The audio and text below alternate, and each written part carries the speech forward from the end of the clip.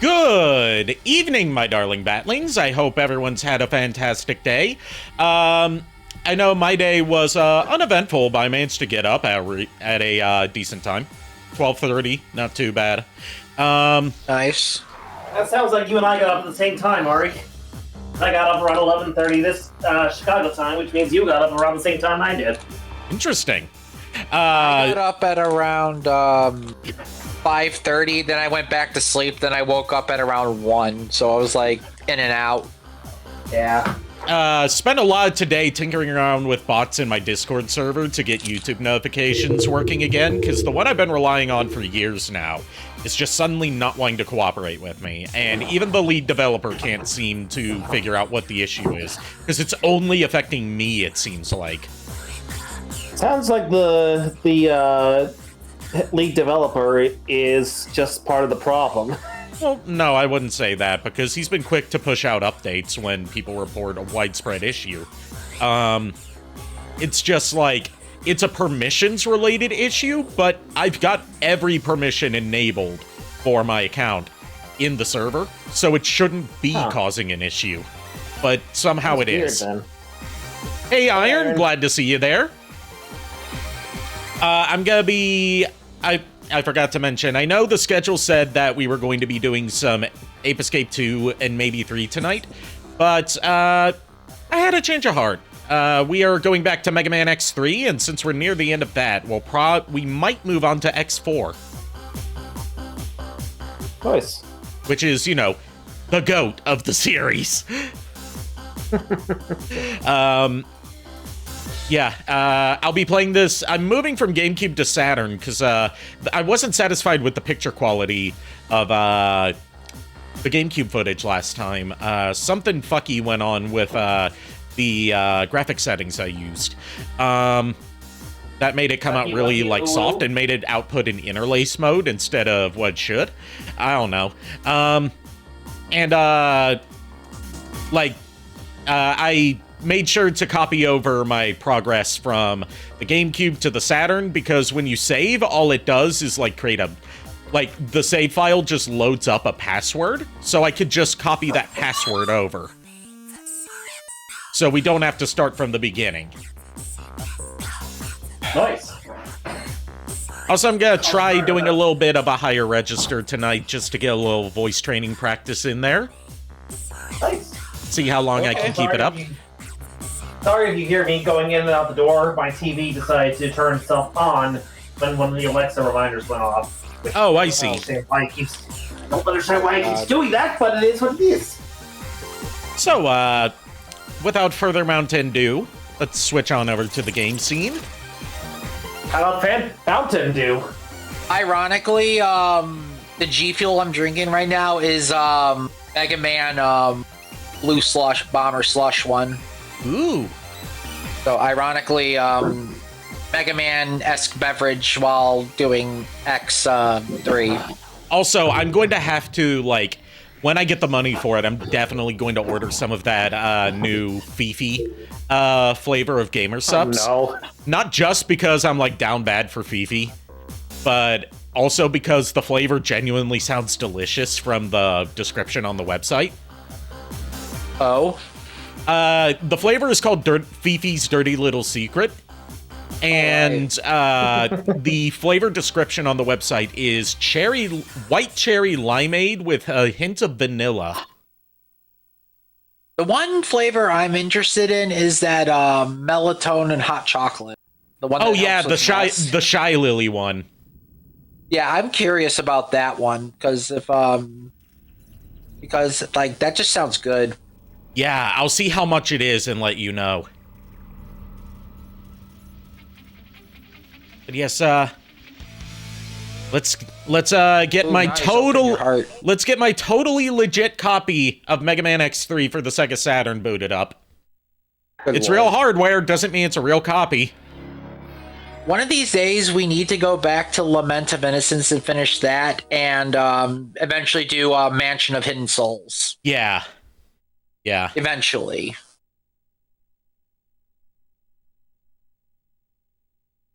I'm not going to be pushing it because I know you have like a lot on the schedule already. Yeah, I've got a lot backlogged right now that I need to get through. Yeah, I'm patient though. Don't worry about it. Okay. Ah, buddy. Of course. Sorry, I was just looking at something on online. It's just a add-on piece for my Titans Return Triptychon. Thankfully, the base kit's still there. It's like the horn for Gigastorm is still up for sale, but like the LED kits are sold out. Oh. Fine, I wasn't really gonna. I was like, I kind of wanted to have the LED feature in the horn, just to light up the horn, but honestly, it's not that big of a deal. Yeah, I need to find like an accessory for the Gardevoir figurine that Ferret got me. I'm thinking about getting like a little claymore for her, but I need to find a way to. But one, I need to find one, and two, I need to find a way to have her like holding it. Yeah. Understandable. Mega Man X3. Yeah, you can probably see this is a lot sharper than what we were dealing with last time. Yeah, actually, come to think of it, I am starting to notice that. I don't notice these things right away, but I do catch when you mention it. I was like, oh yeah, now I notice. The only thing is that the Sega Saturn doesn't natively support the resolution that Mega Man X3 runs in.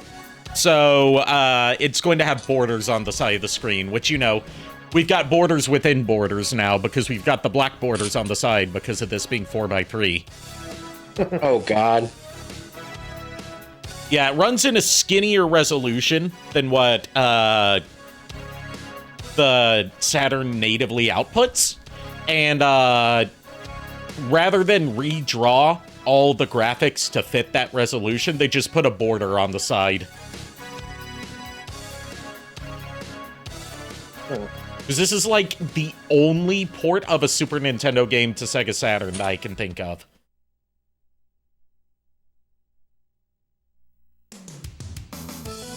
Alright, last time we ended off with defeating Gravity Beetle. Next up would be returning to Blast Hornet stage to actually defeat him. And then that'll clear out a crate that is in Gravity Beetle stage, so we can get his life upgrade there. And then we'll finish off with Blizzard Buffalo, or sorry, Bilzard Buffalo, as his title screen says, and Toxic Seahorse, and then we'll be moving on to the Fortress stages. All right.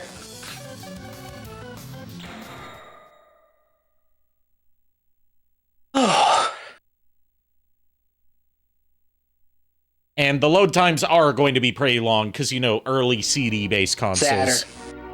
Yeah, Saturn load times. Look, at least it's not Sega CD load times. Yeah. Or, God forbid, Neo Geo CD load times. No.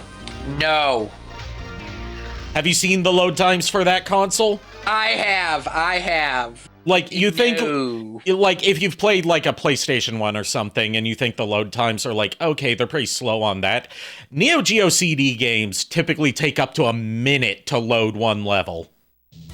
Yeah, pretty much. And, like, I had a friend that did own a Neo Geo CD, so I know, about the load time issue. I mean, mind you, I still want to get a Neo Geo CD with the arcade sticks, and I should have picked up the one they had a disc replay for cheap, but unfortunately no funds, so it was like, it hurt. Yeah. Like, Yeah, and it was HDMI modded as well. I was like, Oh, damn. I'm like, dude, no.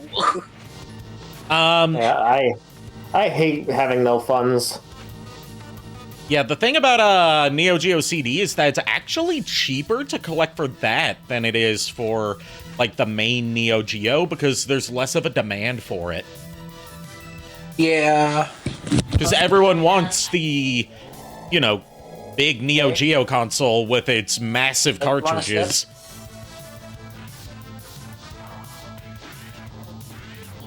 Alright, I made the chicken. Hey, Lulu, we hear you. We hear a Lulu. Yep, we all hear a Lulu. Hey guys.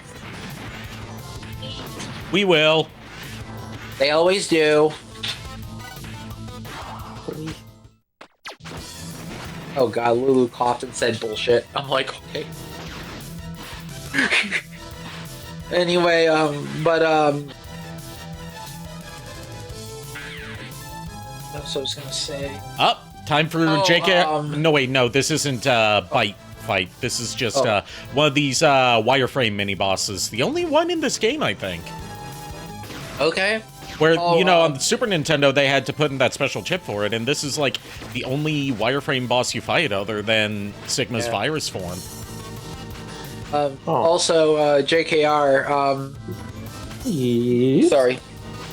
I don't know if I told you, I forgot to mention something, about when I was talking about Pokemon Unite a while.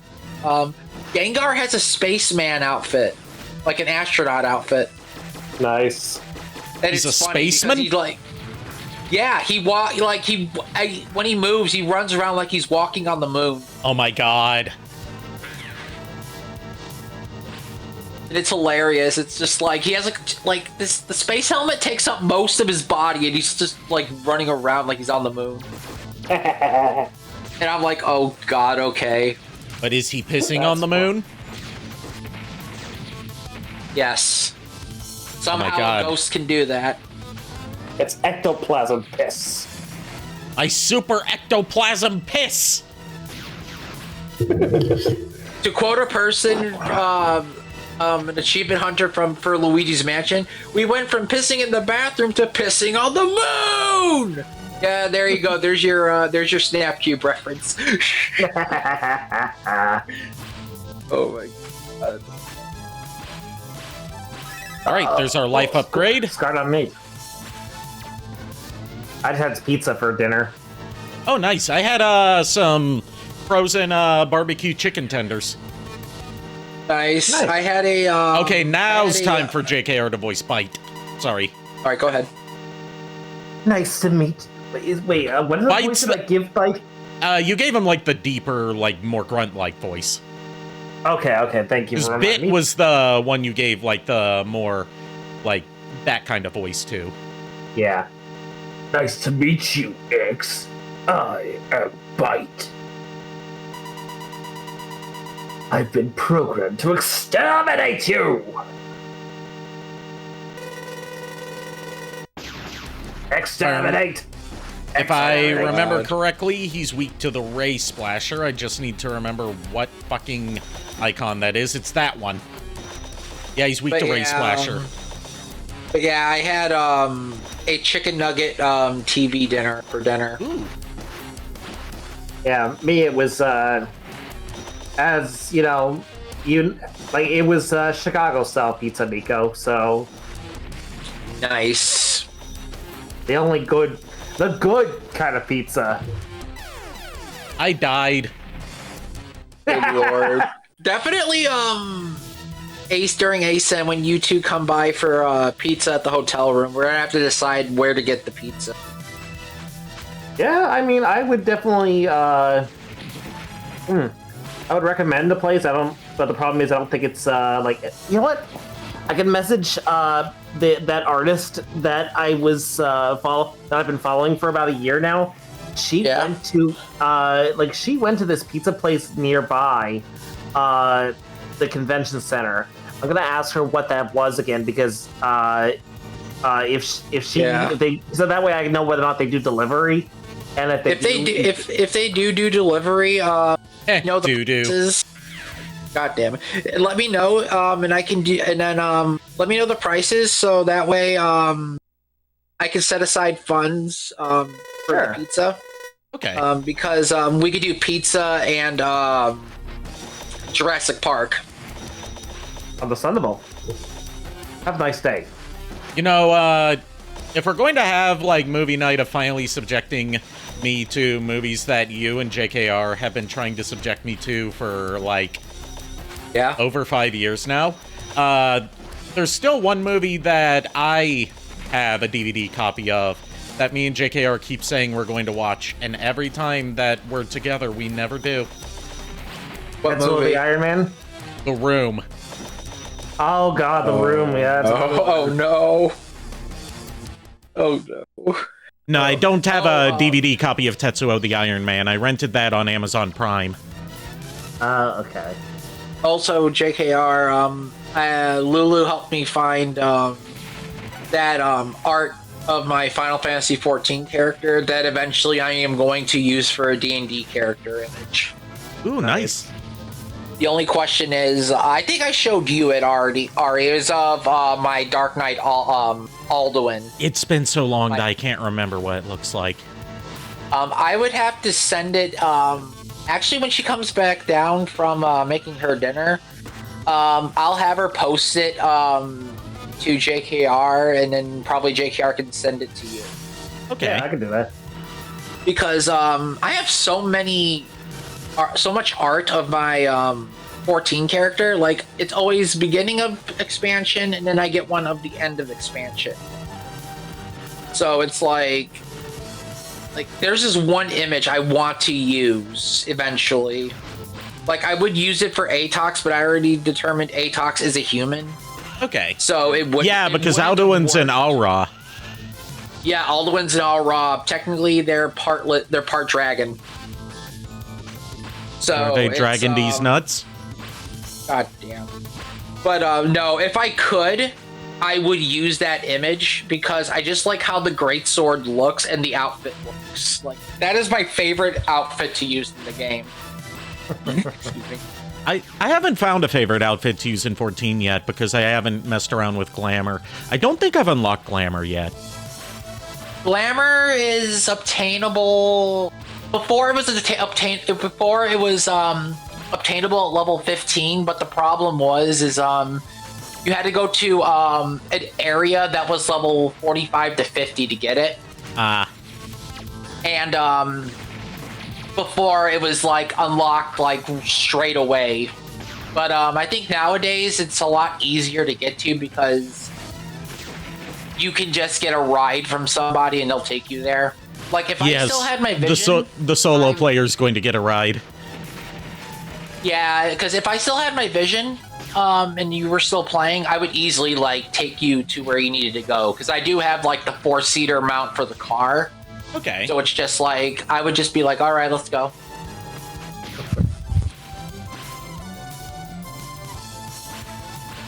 Hold on.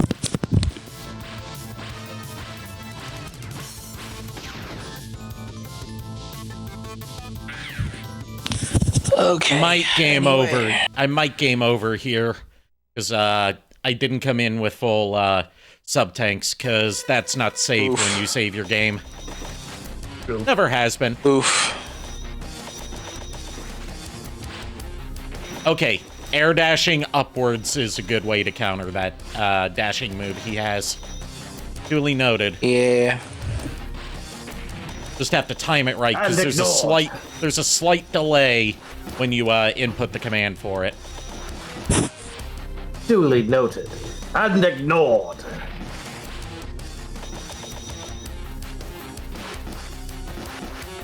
I'm sorry, but the when I went back to what?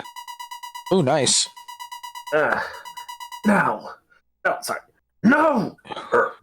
How can this great power be generated from within such an ancient machine?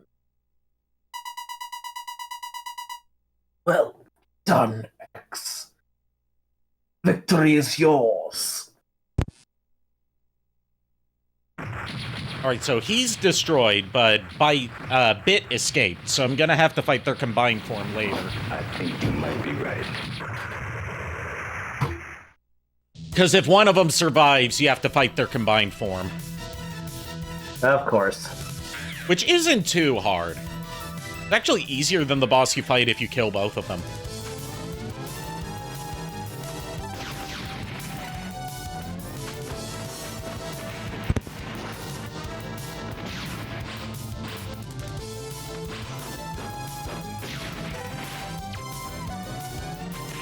Also, I just decided to snag the upgrade piece for making Titans turn Tripticon into Gigastorm, because I'm just like, you know what, screw it.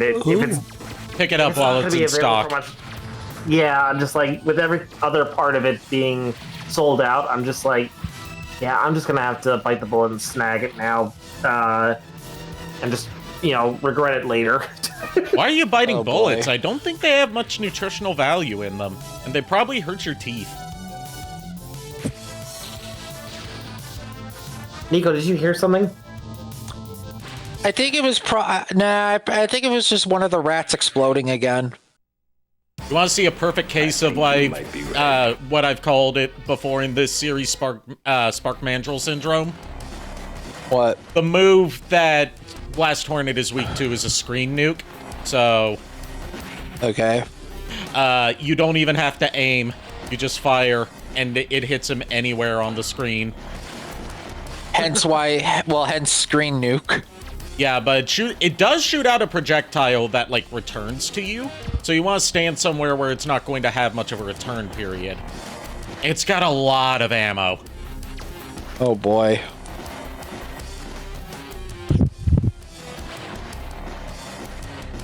There we go. Blast Hornet defeated. I do like Blast Hornet's design, especially the opening animatic for him. Yeah. Yeah, you said before that he looked like he could fit in as a Predacon. Yeah, I do think he could, like, almost as if, like not just... Like, not more like of a transmetal Predacon rather than the organic Yeah. ones. Right, like... Or even a transmetal like, say, too, given that they're more of, like, a merging of machine and beast in both modes.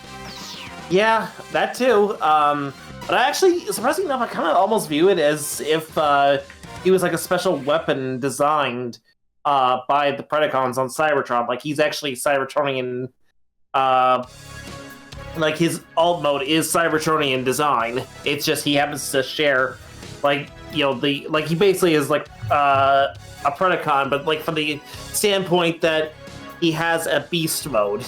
Okay. Not just the fact that, like, I know in, like, Beast Wars, the Predacons had actual vehicle forms on Cybertron,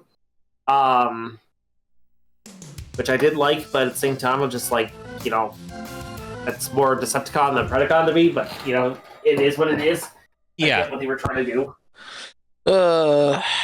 Alright, we're going back to Yeah, Gravity actually. Beetle stage so we can grab that life upgrade, and then we're heading in back to Bilzard Buffalo.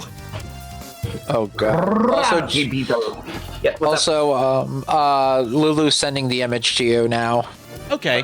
Text or Discord? Discord. I need her phone number, by the way. I don't have that after all these years. Who, Lulu? Yeah. Yeah. I can Yeah, actually, like, all the times that we met up in person, I haven't been able to, like, call you guys to ask where you are because I've never had her number. Yeah, we'll definitely have to. I would give you my number, but here's a problem. I can't really answer my phone because vision problems, so... Yeah. Yeah, probably would be beneficial to have, like, Lulu give you her number. So when we meet up at ASEN, or if we want to meet up at the hotel, we could just call each other and be like, "Hey, what's up? You guys almost done with Extra Life booth or something?" Yeah. And then we can prepare. Like, with Lulu's permission, of course, I can forward Ari her number. I'm sure she wouldn't mind, given that I've known her longer than you. Yeah. I would still again, ask though, regardless. I would still ask regardless, because, like, it's her number. I don't want to just outright, pass it on to somebody, even though, you guys have known each other for years. Oh. Speaking of doggo, what'd she tell the people? Orc. I'm sending picture, my beloved, to JKR. Yep, that is Aldo in JKR. Aldo That's the and image these I wanna- nuts. God damn it. That is the image I want to use as a D&D character eventually. Yeah, I'm just waiting for it to actually come through. Also, Lulu, I don't know if you heard, but do I have your permission to forward your phone number to Ari? I mean, I thought Ari had my phone number. No, I don't. I have never gotten it from you. I guess that's it, because I thought I had your... Okay, well, yeah, go ahead. Like, you might have my phone number, but I don't have yours. Yeah, it would be it would be beneficial because when we go to ASEN or for the hotel, if they want to hang out or whatever, we can call or message. Right. Okay, well, yeah, because I could have swore I thought I gave you my phone number, Ari. No, because all the times we've met up at Fox Valley Mall, Yeah. like, I've had to, like, reach out to you on Discord to ask where you are because I don't have your number. I think you had my number. I think you had my phone number, and we used my phone rather than Lulu's. Yeah. Probably. I think that was Alright, what well- the case was. Yeah, alright, well, you go ahead, and I will see you boys later. I'm gonna go eat my chicken nugget. Okay. Nuggies. The doggo has her chipkin nuggie. Chompkin. My idea of grinding sub-tank energy here wasn't quite working because I was taking too many hits. But at least I got the life upgrade. I think I'll also... the stage I found that's good for grinding sub-tank energy in a few spots is Tunnel Rhino, so I think I'll head there before going after Blizzard Buffalo and Toxic Seahorse. Because I'm also going to want full sub-tanks to get the gold armor. Yeah. Because gold armor is OP. It is. Like, there's a reason you get it close to the end of the game. Like, the last time that they do something like this in terms of, like, you get an OP upgrade, but you have to do a special thing to get it, not counting Maverick Hunter X, because that just repeats the thing from Mega Man X for Super Nintendo. Is Mega Man X5, there's two ways to get the ultimate armor for X in that game, and if you're playing as Zero, the black armor for Zero. One of them is to enter a cheat code on at the character select screen, and that starts you off with their respective armors. With X, it replaces his fourth armor, and with Zero, it just starts him out as Black Zero by default. But I know I'm jumping ahead a bit to X5, but You're good. in X5, when you get to the third fortress stage, if you enter it as unarmored X, like, since armors are treated as separate playable characters in that game, instead of just being, like, a default upgrade for X, and there's almost no reason to play as unarmored X in Mega Man X5, because he's so underpowered. If you play as unarmored X and go into the second to last stage of the game, which is Fortress Stage 3, and then, go down a secret path right before the boss room, you'll encounter a secret Dr. Light capsule that gives you the ultimate armor. And if you do that as Zero, it gives you the Black Zero armor. Oh. And what it does is ultimate armor acts like the fourth armor, so it gives you the hover ability, air dash, reduced weapon ammo, reduced special weapon ammo usage, 50% damage reduction, and a charge shot that lingers after it makes contact with enemies, so it deals chip damage. But also, it gives you, like, a body slam, like a, sort of like a dive bomb attack that makes you invincible, deals the same amount of damage as boss weaknesses, and has infinite uses with no recharge period. Oh, God. Yeah, there's a reason that armor's usually locked behind cheat codes. And that is the only game where you can get it legit. JKR, did the image go through? I did not see it. Did she say where she posted it? I think she sent it directly. I'm not sure. If she did, I'm not seeing it anywhere. Let me go ask her. Okay.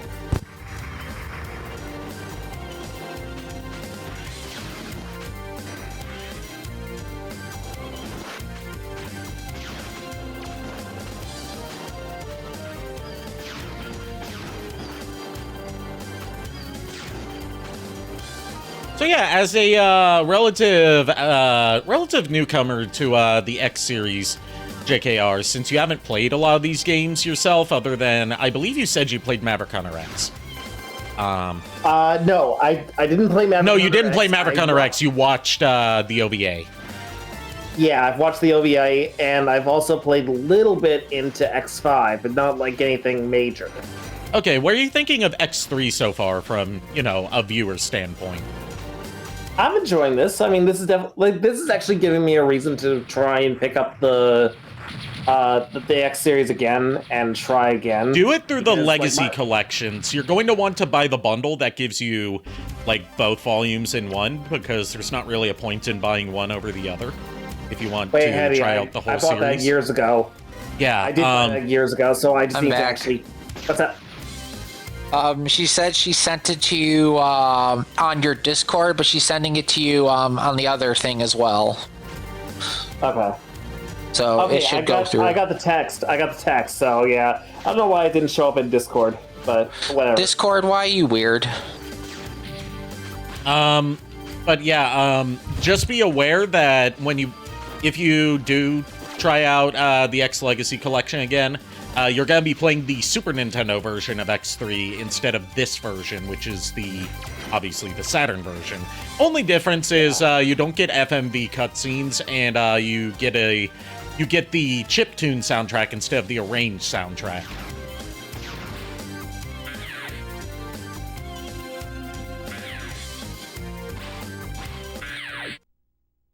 But yeah, other than that, perfectly cromulent way to experience the X series. The only ones you don't get in that collection are Maverick Hunter X, Extreme 1 and 2, and Command Mission. Oh, okay. But yeah, I was just kind of quickly scrolling through Facebook.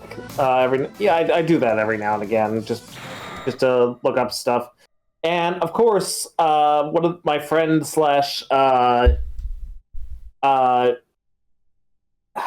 would say fellow creator. I don't know how else to put it. Actually took a meme that I posted in their Discord server and posted it on Facebook under their Facebook page, on their community page and everything. I was like, oh wow, that's awesome. Cool. It's different flags. It's basically saying someone you know is gay, which has the pride flag. Yeah.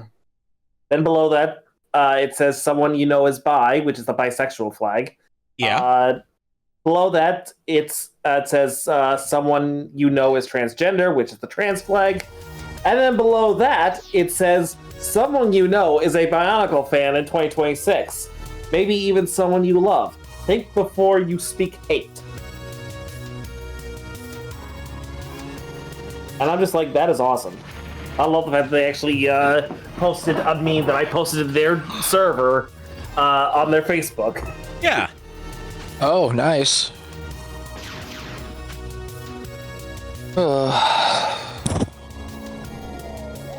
Yeah, Ari, I will. If you want to join, they're called the Fandom Father, and they have a Discord called the Fandom Family. If you want in, let me know, and I'll send you an invite. Depends on what the fandom is. Basically, just a bunch of. It's basically just nerd fandom and very inclusive. I should say, because I'll think about it. Just I'm socially awkward when it comes to joining servers full of people I don't know. I get it. I will say this though: the Fandom Father is also gender fluid. Okay, so, that's nice. Hey, Chuck. Yeah. Dun dun dun. Squeak. Squeak. Oh God, no, the Requisition! It's back! No one expects the Spanish Requisition! Especially if they explode.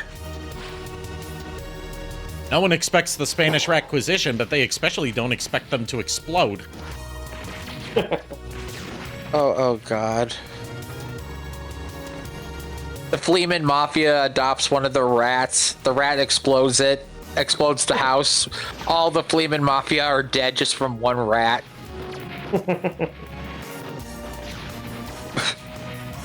The Fleeman Godfather's last words: "Have a sheet." Have a sheet. Boom. Oh no. Oh god.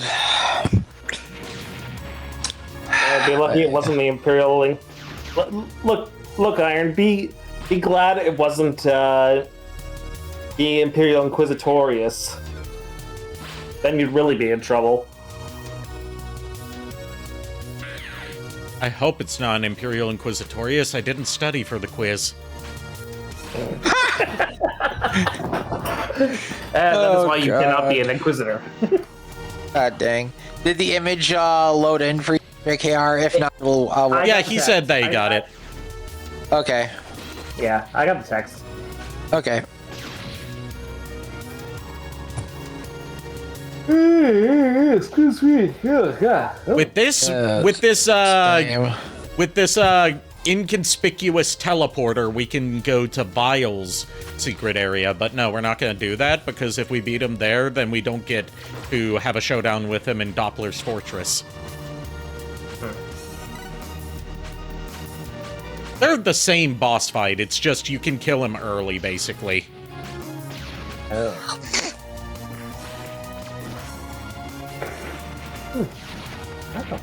And killing him early is one of the requirements for getting the Z-Saber, which I'm not doing on this playthrough. Because the ending you get for a Z-Saber run just isn't as satisfying. It's not a bad ending, it's just like, instead of Zero coming in to help you take care of Sigma, Dr. Doppler does. And it's basically just lackluster. It's lackluster. Yeah, because, you know, it's more cool when Zero does it. Because Zero's just inherently cool. Yeah.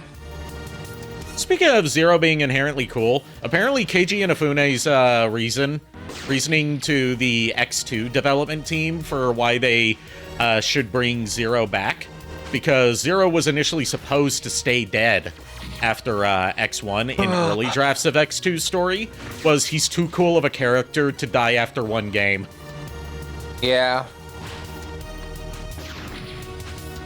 And he was right, but also that was like, you know, his initial concept design for Mega Man X was Zero. So, like, it was a lot like, hey, I don't want to let this cool design that I, like, low-key wanted to be the main character go to waste.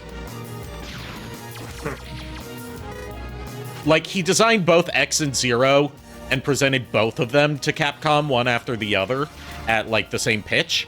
Like, he had a more traditional, you know, evolution of the Mega Man design, paired with Zero, because he was like, okay, if they think that Zero is too radical of a departure, then I'll give them, like, you know, a more manly, you know, grown-up looking Mega Man-esque design, and say, like, I've got this too as, like, a backup plan.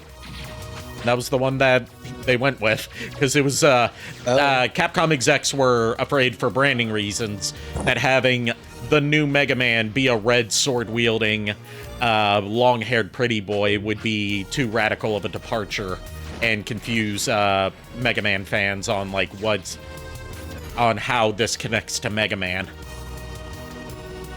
Also, Iron, you and I were on the same page, except the difference is they are actually called the Inquisitorius.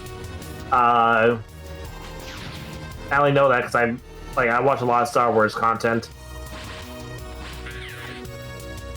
Alright, let's fight Bilzard Buffalo after all this time. This was the first stage I went to, and I'm finally taking care of him now. God, it's hard to switch weapons accurately with the controller I'm using, because these are analog triggers instead of digital buttons. Yeah. Also, JKR, when you said the other night about how you said your Gengar is like the dark side or whatever, like Star Wars reference with I'm in the back of my head, I'm just seeing my Gardevoir being like, you've been watching those crazy movies again, haven't you? No. I think you have. No. I don't know what you're talking about. You're literally using a flashlight as a lightsaber. Clicks the flashlight in her face, trying to blind her.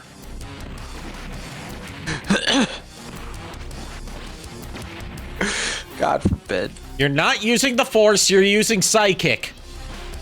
You're not using the Force. You're not even using a lightsaber. You're using a flashlight, and stop flashing it in my eye. What the heck? Like, I kind of have the idea where it's like, there's like two separate, there's like two differing religions where it's like, of course there's the Order of Xerneas, and then there's the cult of Yveltal or Yveltal. Yeah. Yveltal, yeah. Yveltal. Yeah, I think. Yeah, in a way, they're like an order or whatever in that world, but the main religions is like between Giratina and Arceus, because actual like backstory and lore for that is like. No, I get that. I'm just saying. Pokey religion's weird. Yeah. Pokemon world in general is weird. Yeah, especially with the D&D thing. It's basically humans don't exist. It's just the Pokemon took over in that one reality. And that's without getting into the debates about whether humans and Pokemon can interbreed. Please I don't go there. Sad to say, in Diamond and Pearl, there's a thing where it says... yeah, and they took that out in Brilliant Diamond Shining Pearl and replaced it with something else. Yeah. Even though the original Diamond, Pearl, and Platinum are still stuck around, so... No, it's still in there. They just reworded it. Yeah, I know. They reworded it. That's why I'm saying they reworded it so it doesn't say that anymore. Yeah. And they even mention it in like Pokemon Legends Arceus a little bit, so it's just like, oh god. All right, final Maverick, Toxic Seahorse. E.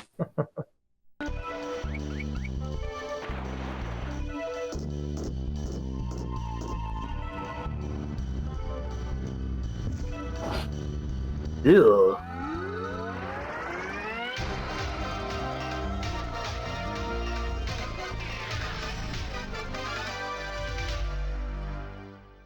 I gotta go put the laundry in the dryer. I'll be back. Okay. Take your time. Take your time. Yeah, because I got a class in the morning, so I gotta make sure I got clean clothes and everything. Oh boy. Yep, it's Monday.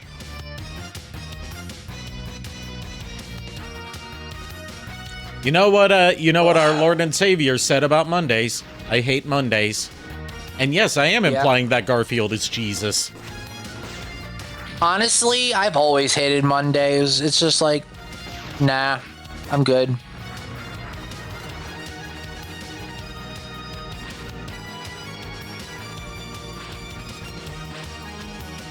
Have you heard of our Lord and Savior Jesus Crust? Yes, I have. I heard about him. I heard about him in the fan-made sequel to Yonoid, Yonoid 2, Into the Void. Haha. I'm not kidding. That's a real thing. I know. I've played it. I haven't played it on stream, but I've played it. They took Yonoid and turned it into a 3D collectathon platformer. Oh god. With graphics reminiscent of a PS1 or N64 game, and if you enable the remastered graphics option, it makes it look like a Dreamcast game. Oh boy.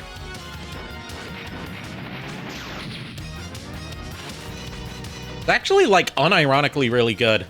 Although, the plot twist about who the villain is, has some lore tied to him that you have to have been online in a certain period to get the joke with him. Let me guess, it's Pizza Hut. No. I'm joking, no. I know it's not Pizza Hut, but I'm joking about that. It is Hatsune Mike. Oh, Jesus Christ. Which is a combination of Hatsune Miku and the Domino's CEO that appeared in the Hatsune Miku Domino's crossover commercial.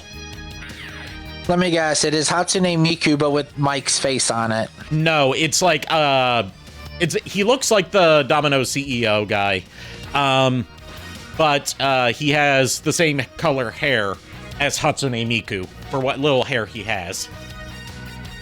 Oh my god, that's just cursed. And the whole Jesus crust thing I heard was like in one of the dialogue scenes between the Noid and Hatsune Mike. He says, like, when Hatsune Mike really reveals his plan, he says, Jesus crust! See, here's the thing. I know of that because of a character name in Final Fantasy XIV.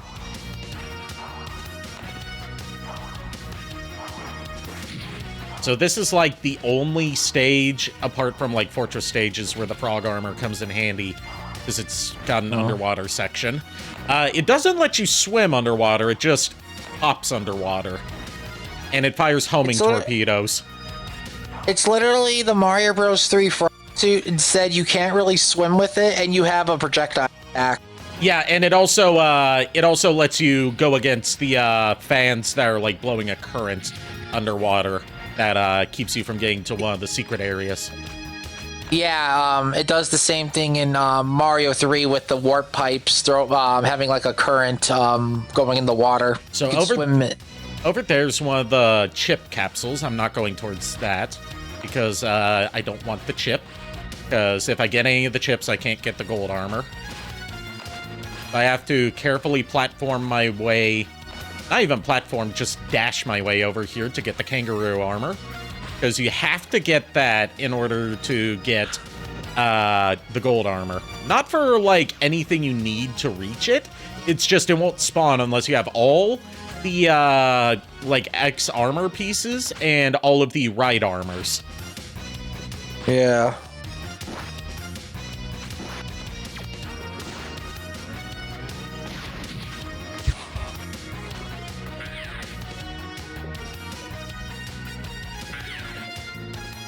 And now for a mini-boss fight against some sort of squid robot with only 2 tentacles, so, you know, not too much to have some fun with. I'll pass on that, thanks.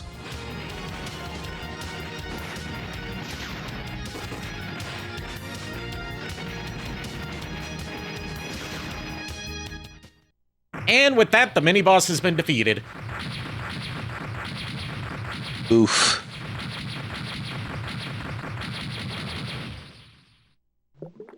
I'm actually having some, like, cold water right now to stay hydrated, and, like, I'm trying to, like, train myself into, like, getting used to drinking cold drinks again.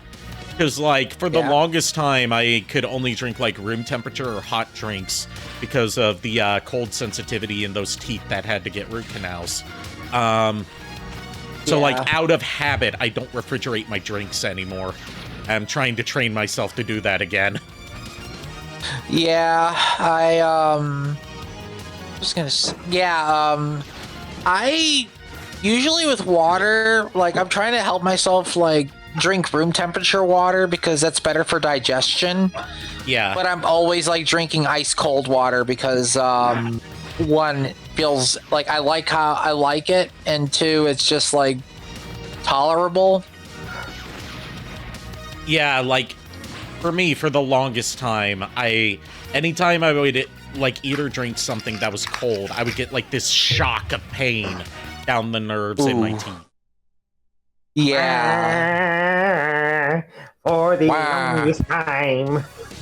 All right, game over there. So I'm going to be re-entering the stage with full lives. All right. Waluigi taco stand. Do you know me, follower of Absurdius? Okay, what the heck? Like, this is just like you'd probably expect to be like a voice coming out of like nowhere, yet everywhere. In the back of her head. Look, I may have enough popsicles and bandages to heal everyone's boo-boos, but here's the thing. What are you? Like, I don't even know. Are you the ghost type bird that's playing with my head? Oh no. like right in front of you, like right in your face. So you're trying to like look around and see where it is. Yeah. Smiles just slowly phases into reality. Oh, it's just. That was a random. Oh, it's just a Gengar. A haunter, actually, but yes. Oh, it's just a haunter. Throws a random slice of cheddar cheese, like Kraft Singles cheese, on the haunter's face. Slap. Like you just see like this massive tongue just come right the fuck out of there and just lick the whole thing off. Oh god. Random cheese. Oh god, I was gonna say there was a image of a Glaceon like getting ice cream, and then all of a sudden somebody threw a random slice of cheddar cheese on its face, and it was just disappointed. Just like, really? I was going to say like the whole throwing cheddar cheese at it, or like a Kraft single at the haunter. You know what that made me think of, and I wouldn't be surprised if this was an intentional reference. Astif movie, Alien Attack, throw the cheese! Oh god.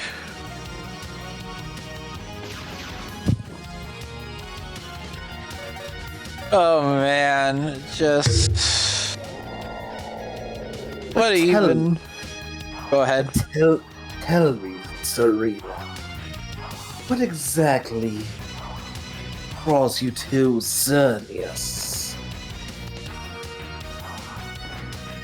Look, I just found her horn. I fashioned it into a staff when I was a Ralts. I slammed that horn down on the floor, and apparently flowers bloomed. So I told Ho-Oh about this, and then he told me, little one, go out there and heal the world, and I don't know, try reviving something. And thus I became a healer. Which I don't know how that works, but you know what? It just does.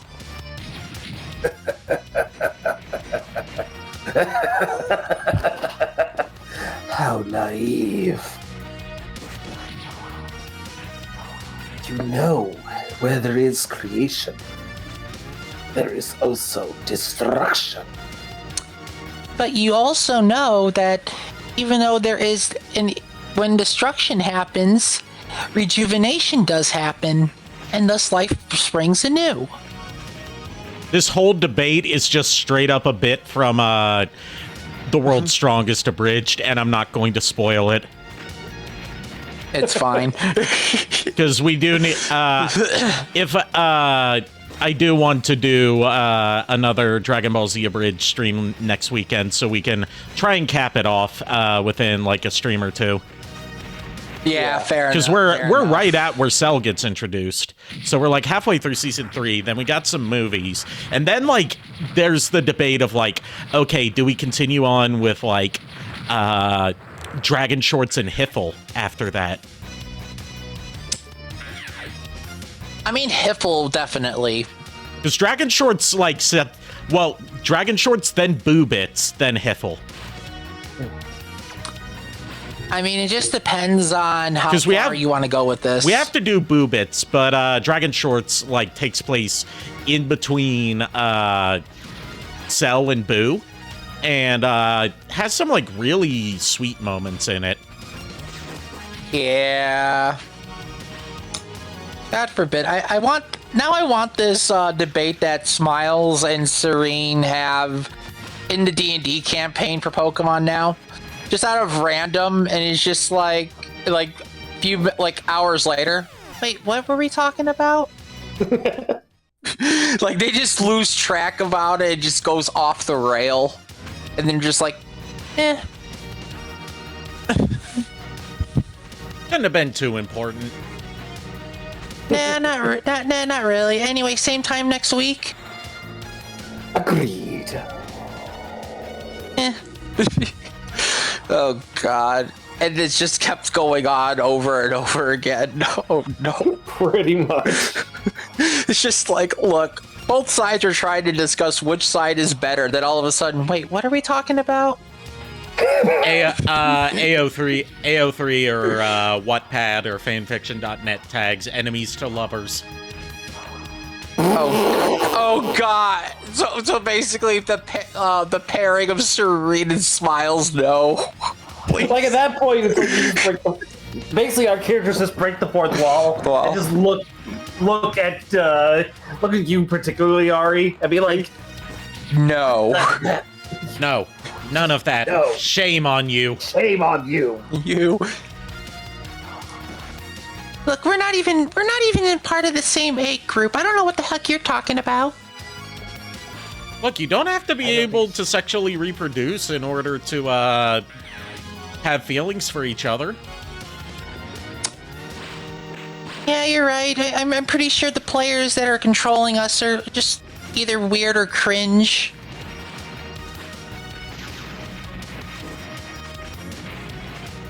Look, Revolver chimes in. Oshawa. Revolver chimes in. Don't kill your cringe. Kill the part of you that cringes. Preferably with a cult single action army. I'm still wondering where you're pulling those out of, but I'm not going to question it. Out my holster. Oh. Like, because Oshawat's so small, the holster, hits the floor.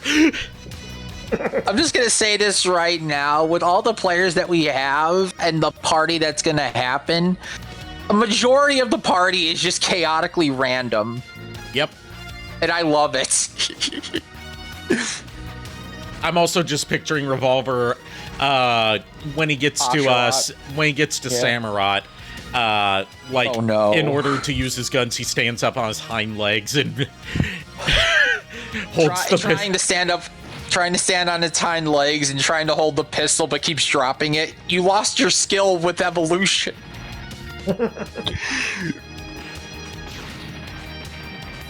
Oh God! It literally becomes. I keep falling into that same Revolver. spike pit because I can't see where it is before I land. Oh, That's why, yeah, X3's got some fucky level design. Like, you can tell these aren't Capcom designed levels. Tell me, Wiley. I understand that you are trying to get rid of that annoying little blue bomber, right?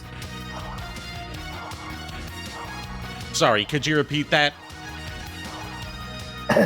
I said, tell me, Wiley. You're trying to get rid of that annoying little blue bomber, am I correct? Yes, he is the only thing standing between me and world domination!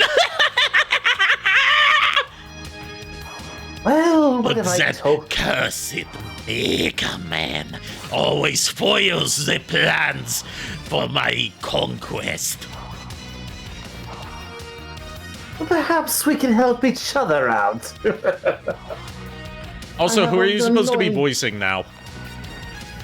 I'm trying to do Eggman. Oh, okay. Oh God. Then I think we can help each other out. I've got an annoying little blue hedgehog whose spines are quite sharp. And everything I've noticed is that your little blue bomber is weak to those spikes. Wait a minute. I'm trying to do a Dracula. Wait a minute. Are you telling me you are losing to a rodent and a small little blue man? Yes, and what is it that gets in the way of your plans of exterminating the human race, Dracula? I believe it was a man with a whip. A man with a whip, a little girl occasionally, and my own traitorous son. So you have no room to talk then. I actually do. At least I actually do. At least over the talking egg over there, because at least I'm not dealing with a what is it? A hedgehog? Yes, it's a hedgehog. It's not just any hedgehog. An annoying little blue rodent named Sonic the Hedgehog. The fastest thing alive, apparently. So a miserable little pile of secrets like you is having a rodent pest problem? How laughable. Ow. I believe I have an idea that could benefit all of us. Yeah? Hear me out. As they say, in the common I'm parlance. listening. What if... Now, my blue robot adversary is weak to the spikes. Your rodent problem is covered in the spikes. And your cavalcade of miscreants. One of them wields a spiked whip. We pit them against each other. Let them take each other out. Then we finish off the one that is left standing and conquer the world. At this point, they all three handshake, but like I'm pretty sure all three. All of them are crossing their fingers behind their back. Yeah.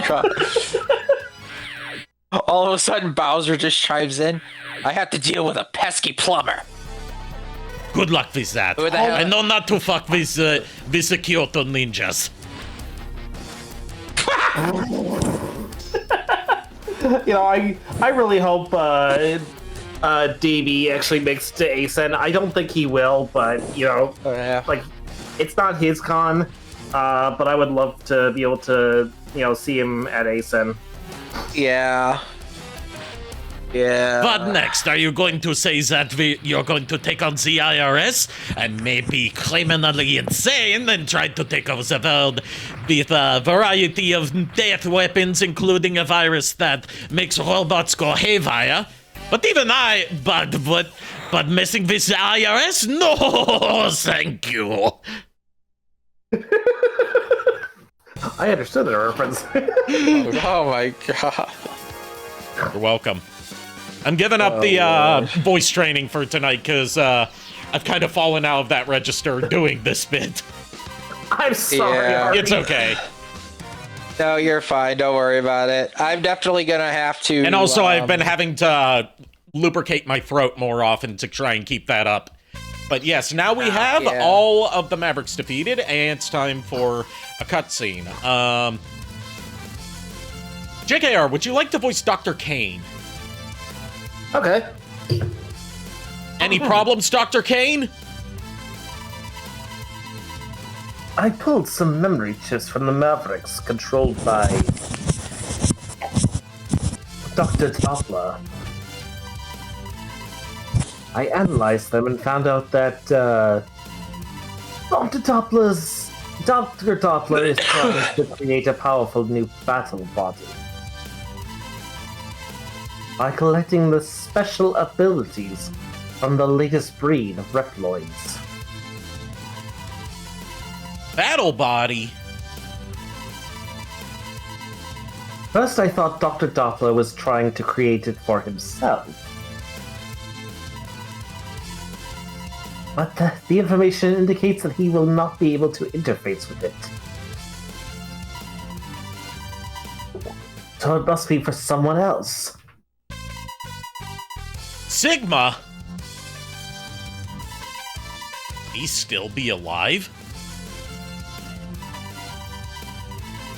A hidden laboratory has been pinpointed, found at Point D. He's nuts.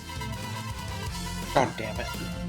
All indications are that it is Dr. Doppler's secret lab. You need to get there immediately. On my way. It's time I put an end to Sigma for good. Oh boy. You know, after all these times we've had to deal with Sigma, you'd probably be wondering, you'd think we'd be ready for him by now. But no, of course not. They're always surprised that Sigma. Even when it's, you know, there's a grand total of 3 times throughout the entire X series that Sigma is not the mastermind behind the scenes. Oh god. I also need to get back into practicing a couple of voices for not just the Pokemon campaign, but for like eventually when I do Alpha Month. Right. Yeah.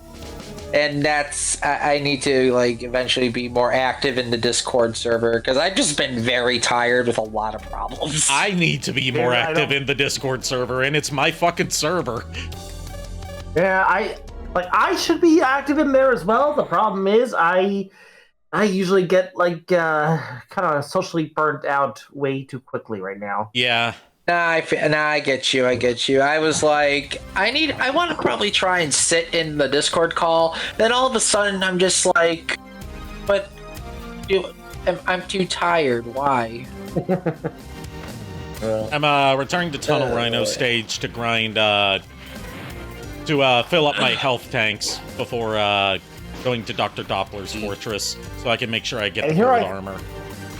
And here I thought Tunnel Rat was bad enough, but now we got a Tunnel Rhino? Damn. Not anymore, we don't. Look, at least we don't have a Tunnel Snake. Tunnel Snakes rule. Yep, there you go. I don't... Fallout 3.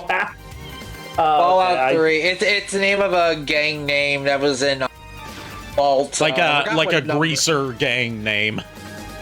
From the vault. Yeah. Which is funny because in the game, like later in the game, you can tell. Actually, no. Early in the game, you can actually tell Butch to go fight something, and he'll die. He can get himself killed. Yep.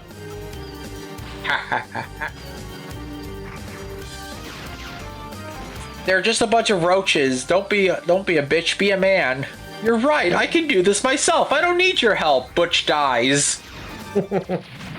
Ha! For context, these are roaches about the size of a man. Yeah, they're massive roaches. They're like called rad roaches. Yep, radiated roaches. Okay, look, there's the death claw in the other room. You're right, I can take it. Now I'm just imagining, like, Steve Irwin encountering a Deathclaw. And, like... Yeah. I never watched The Crocodile Hunter, but, like, just through, like, pop cultural osmosis, I'm imagining, like, see that? See that over there? That there's a Deathclaw, one of the fiercest creatures out here in the wasteland. Now, what I'm gonna do is I'm gonna sneak up behind it. I'm gonna ram me thumb up its ass. Oh, no. Oh, God, no. Crikey.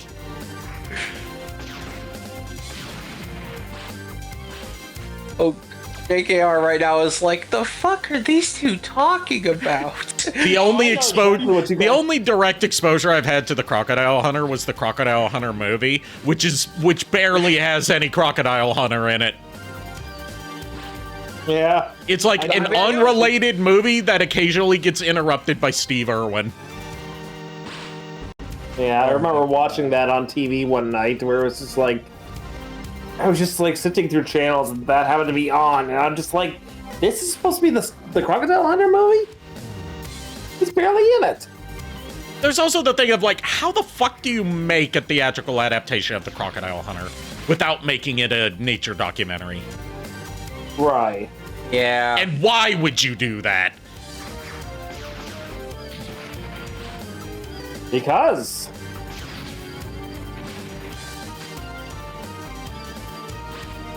That's really the reason. Just because.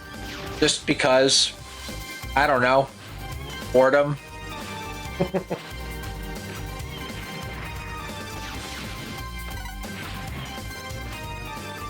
All I remember about that movie, other than, like, it having fuck all to do with the crocodile hunter, apart from the fact that, like, a specific crocodile that he's tracking is, like, the MacGuffin of the movie because it swallowed something related to a satellite. Yeah. Some bullshit like that. Is that, like, it was nominated for a Kids' Choice Award that year for favorite fart in a movie. What? Because there's a scene where, like, a fat person farts and then, like, the house they're in explodes. And is this the Crocodile Hunter movie? Yes. Like I said, barely has anything to do with the crocodile hunter. You could cut out all of Steve Irwin's scenes and you would still have a mostly coherent movie. You know, even at the age that was supposed to appeal, but you know, basically the whole, you know how fart jokes are supposed to be able to appeal to that certain age and demographic? Yeah. I was at that age and demographic, never appealed to me. It lost that award, that nomination, by the way. It lost to Scooby-Doo. Oh, jeez. Let me guess, in Scooby-Doo 2, Monsters Unleashed? Whichever one was the one where they have, like, a fart battle with each other. Shaggy and Scooby. Okay, that was the... Oh, God. Probably was the first or something like that. That was the first one. Yeah, because the second one was just, like, one scene, which I will admit was kind of funny. Was when it's like Scooby, Shaggy, and Velma are like, you know, they're trying to hide from the skeleton men, and they're just like out of nowhere, Scooby just farts, and Shaggy explains like he does that when he gets nervous. I was like, that's somewhat funny. That was a little funny, I will admit. But a lot of the other things, I'm just like, no, sorry, fart jokes are just not that funny to me. Yes, you have a refined sense of humor. Yes, as a matter of fact, I do. That's why you keep dying of laughter at all my stupid jokes. Hey, listen here, you little shit. Little. I'll have you know my model is 6'5". Yes, and I'll have you know that IRL, I am of infinite size and shape. Yes, and yet I'm still taller than you.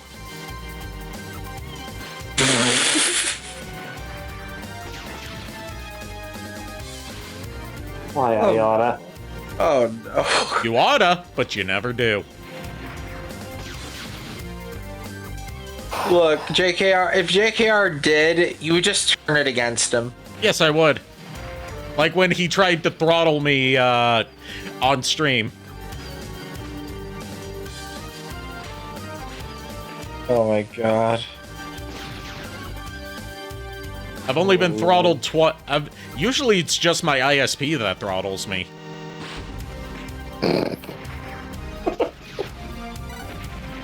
Okay, now here's something I wanted, kind of clear up here. You know how the whole, you remember all those years ago when I said I Cobalt Rogue. Sorry, fan? just saw Cobalt Rogue was in chat. Is this farming? Currently, yes. Before going to the fortress stages, just so I can make sure I get the gold armor. Yeah. Also, hi, Cobalt Rogue. Hey, Cobalt. But yeah, and this is actually surprisingly fitting because tonight was the Super Bowl. I don't know if it's still going on or not, but regardless, It's it might be. I don't know. I don't care. It runs for like 2-3 hours. Yeah. The only real reason to watch it is just the commercials, and even then, that's... Yeah. Yeah. But yeah, I remember like years ago, I said because you were playing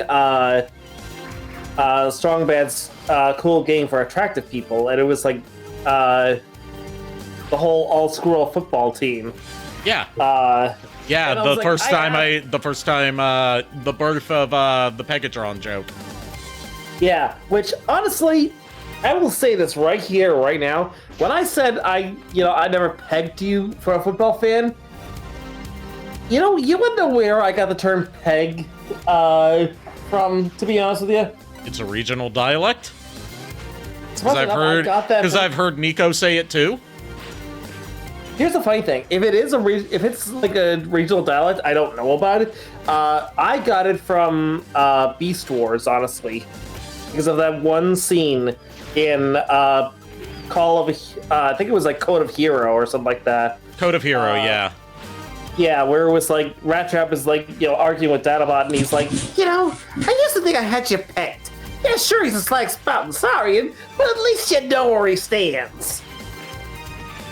That's where I got the pegged phrase from. So yeah.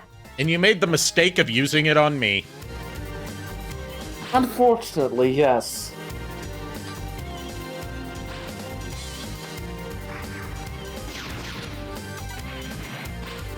Don't worry, there'll be other times. God forbid. Also, Anyway. Sorry, Nico. I just have No, go ahead. thing I want to. Go ahead, I have go ahead. one more thing I want to ask Ari. How long have we known each other now? Has it been 10 years yet? I swear Yeah, it was 10 years last year. Oh, okay. No, it's 10 years this year. Yeah. We met during the production of A Bridgermon Frontier episode 8. No, 7. Yeah. Yeah, it was 7 because we 7, combined yeah, it was episodes 7 7. and 8 together. That was the year that I held my second So You Want to Make an Abridged Series panel at NecoCon.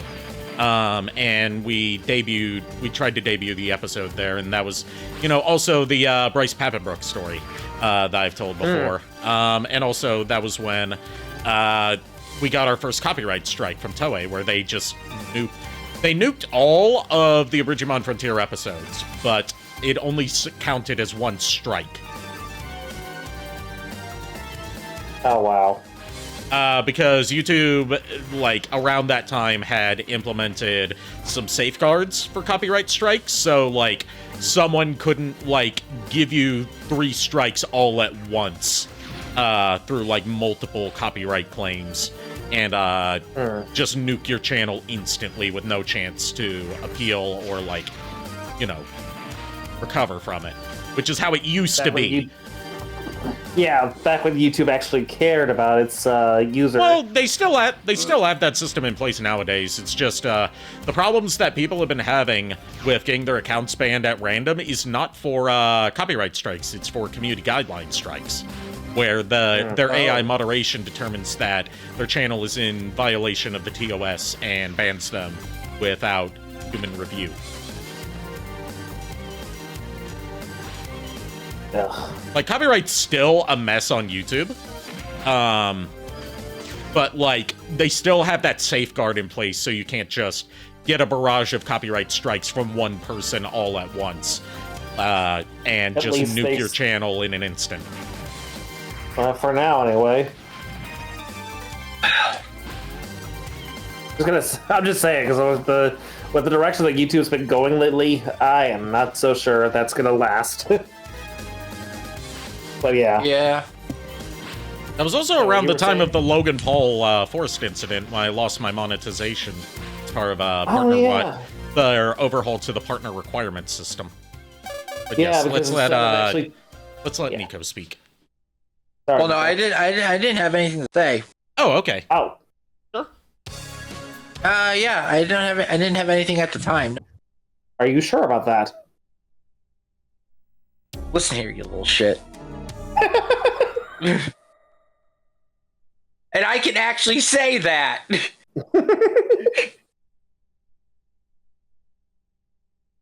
Anyway, Time go for ahead. the first Dr. Doppler stage. Okay. So yeah, to be honest, I kind of like to forget about Logan Paul, but it wasn't you that brought it up today. Apparently, I just happened to see something on social media about him, and I was just like, of course he's like this. Why wouldn't he be? More scamming shit. No, more so political bullshit. So grifting, got it. Yeah, let's. Hey, I'll explain off stream because it's like you don't need to, because I'm pretty sure I already know what it is, because he's like a known grifter. I mean, I'm just gonna say that he is actually I think it was like he said that if you don't support ICE, then you can't really contact the police if you're in trouble. Yeah, like I said, grifter. He used to be like pro BLM, and then he was anti BLM just because like he doesn't have any concrete beliefs. It's other than I want to say whatever will get me the most buzz and therefore the most revenue. That is the only concrete belief he has. And the same goes for his brother, Jake Paul. Yeah. Except with Jake Paul, we at least had the privilege of seeing him get the shit beat out of him in his latest boxing match. Oof. X, I've come to help you. I'll stop the collapsing ceiling. You destroy that junk robot. I'm trying to do my best Lucas Gilbertson Zero. The problem is his Zero changes from game to game. Like, his Zero voice changes significantly depending on which game he's voicing Zero in. And that extends to the fan dubs and fan animations as well. X, there's an army of powerful Mavericks in Dr. Doppler's lab. They've been modified by Dr. Doppler into war machines. Be careful.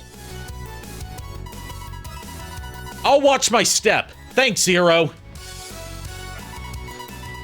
I'm going to scout around. I'll catch up later. Like, I can naturally get into more of like a Mark Gaffa, Peter Von Damme X voice. Zero, I kind of have to like put kind of like the California Surfer Bro thing on. Because that's kind of like the one consistent bit of Lucas Gilbertson's Zero voice. Like, not straight up the Surfer Bro accent, dude, but like kind of that little bit of rasp to it is something that's consistent across all of his Zero portrayals. And then he like carries that into like his very impressive screams of anguish and despair as Zero. Oh, God. Like, he did an impressive redub of the infamous Mega Man X4 What Am I Fighting For scene. Where he delivered, like, a heart-wrenching... yeah, when he delivered the What Am I Fighting For scream, it was, like, heart-wrenching. Holy shit. Good lord. Like, dude can act. It's a shame he's not a pro voice actor anymore. Last I saw, he had retired from voice acting to move into game development. All right, gold armor time. Nice. Enter this capsule, X. Install this chip to enhance all of your parts. The situation should now be improved. Good luck, X. I am carrying over the Mega Man 8 Dr. Light voice until he starts getting voice acted. Oh, God. I was gonna say, JKR, when you have time, if you could let me know how much the core rule for 5th edition 2014 or 2024 is on D&D Beyond. I will I'm thinking about sending the money so that way we can at least have war cleric and divination wizard open, so that way I can actually use those as well as you guys can use those as well. Okay. Yeah, I just need to know, because I still find it stupid that book is not like available right at the start. You think it would be? You would think so. You would think like that at least would have been like, especially with like the the subscription that I have, the monthly subscription that I have set up. You would think that it would at least be included in that, but no. Yeah. No, it's pretty stupid because like that's the core rules. Plus, it has like the actual classes item spells and so it would be like, okay, but whatever. I just didn't like, if I could find out how much it is, I can try and either I would find a way to get the money to you to get the thing or something. I would have to figure it out. PayPal? Yeah. And there is a PayPal. I mean, fair. I would have to have Lulu like send, but yeah. That's usually how I send. That's usually how I pay JKR. Yeah. Or I mean, Yeah. you know, if she has Zelle through your guys' bank, that could. I have Zelle. That I do have actually, but with Bank of America. Yeah. Zelle doesn't support my bank anymore, so that's why I rely on PayPal. Right, which I think is kind of bold that they decided to do that, but you know, it is what it is. Did Dr. Light not get a voice actor in Mega Man 10? Mega Man 10 didn't have voice acting because it was 8-bit styled. 9 and 10 were 8-bit styled. Mega Man 11, he had a voice actor because that had full voice acting. Yeah, Mega Man 9 had one of the Wily stages. Yeah. But hardest Wily boss was probably 7. Yeah, 7 had hardest Wily boss, but definitely hardest of all time Wily stage in my opinion, is definitely in 9, the very first Wily stage, because Miles popped. You've summoned Miles in chat by saying, and he said, "Did somebody say Bank of America?" Oh, jeez. Yes, Miles, I did. Also, right. We got Bit here. Also, praise the Zard. This is you, JKR. Oh, sorry, I was looking at something for Nico. X, you thought well to defeat Bite. No, sorry. X, you fought well to defeat Bite. But I will not go down so easily. The victory over Bite was your last. Trying to go for like ready to see their combined mode? Combine in 2!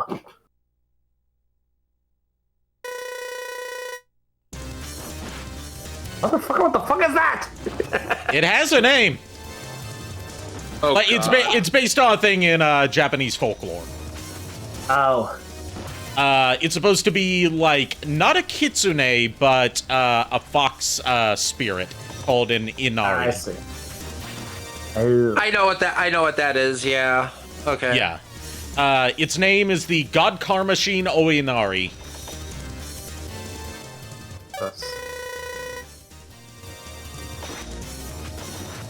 But yes, Charleston D. Zard the Third, I summoned thee into the call. Well, I tried. So Nico, are you looking for like the player's handbook, the Dungeon Master's Guide, or what is it exactly you're looking for? The core Here, rule set. Let me ask Google really quick again what it is. Sure.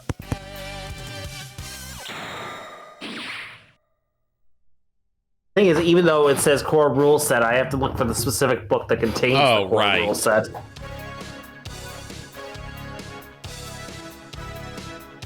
Like, I have like the 3 main books in physical form. I just don't have them. You don't have that. Doesn't mean shit for D&D Beyond.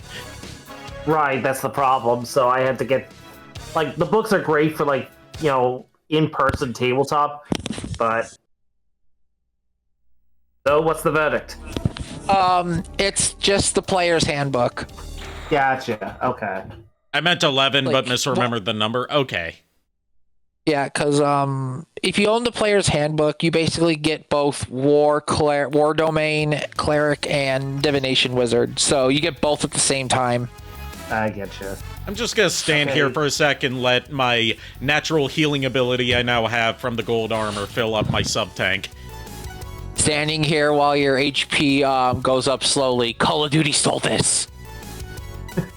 So the 2024 Player's Handbook, digital wise, is $29.99. Oh, that's actually cheaper than I thought it was going to be, because usually the core book is like $50. Okay, that's not that. Physical copy is like, yeah, like physical and digital for the updated. Okay, yeah. So the physical copy is $50, but digital is about $30.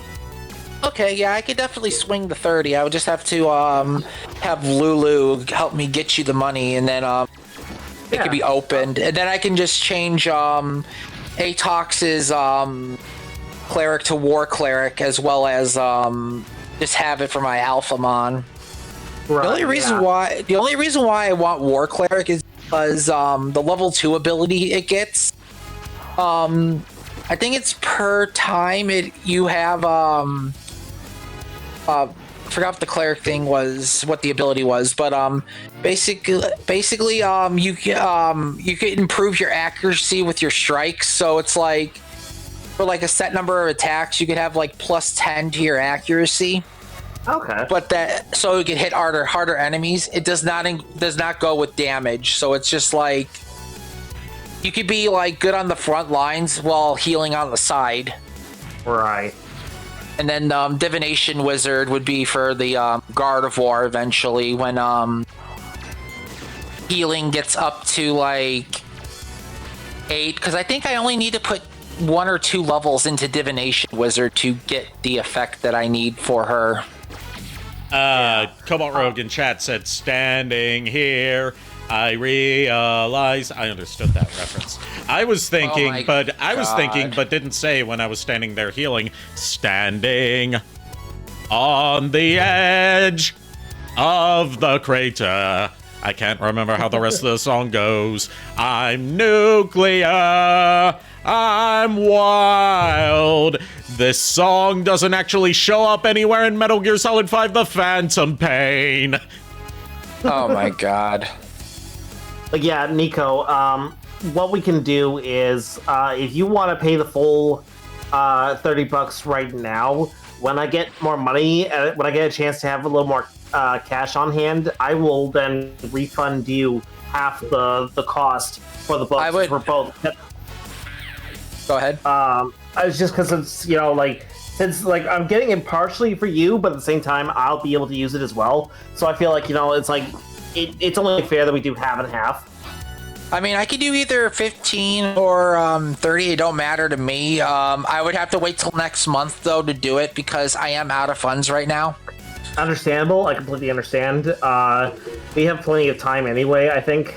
So yeah, definitely. And well, yes, hopefully by then, I will get another student refund.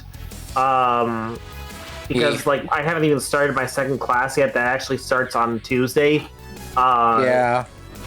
So once once they can see that I've been actively in the classes that I've signed up for, I'm pretty sure they'll make sure that all my classes are paid for, and then 2, whatever's left of the funds, they will then send to me as for housing and stuff like that, for food and housing. So it's a little bit of that will also go towards some of the simpler, more personal stuff.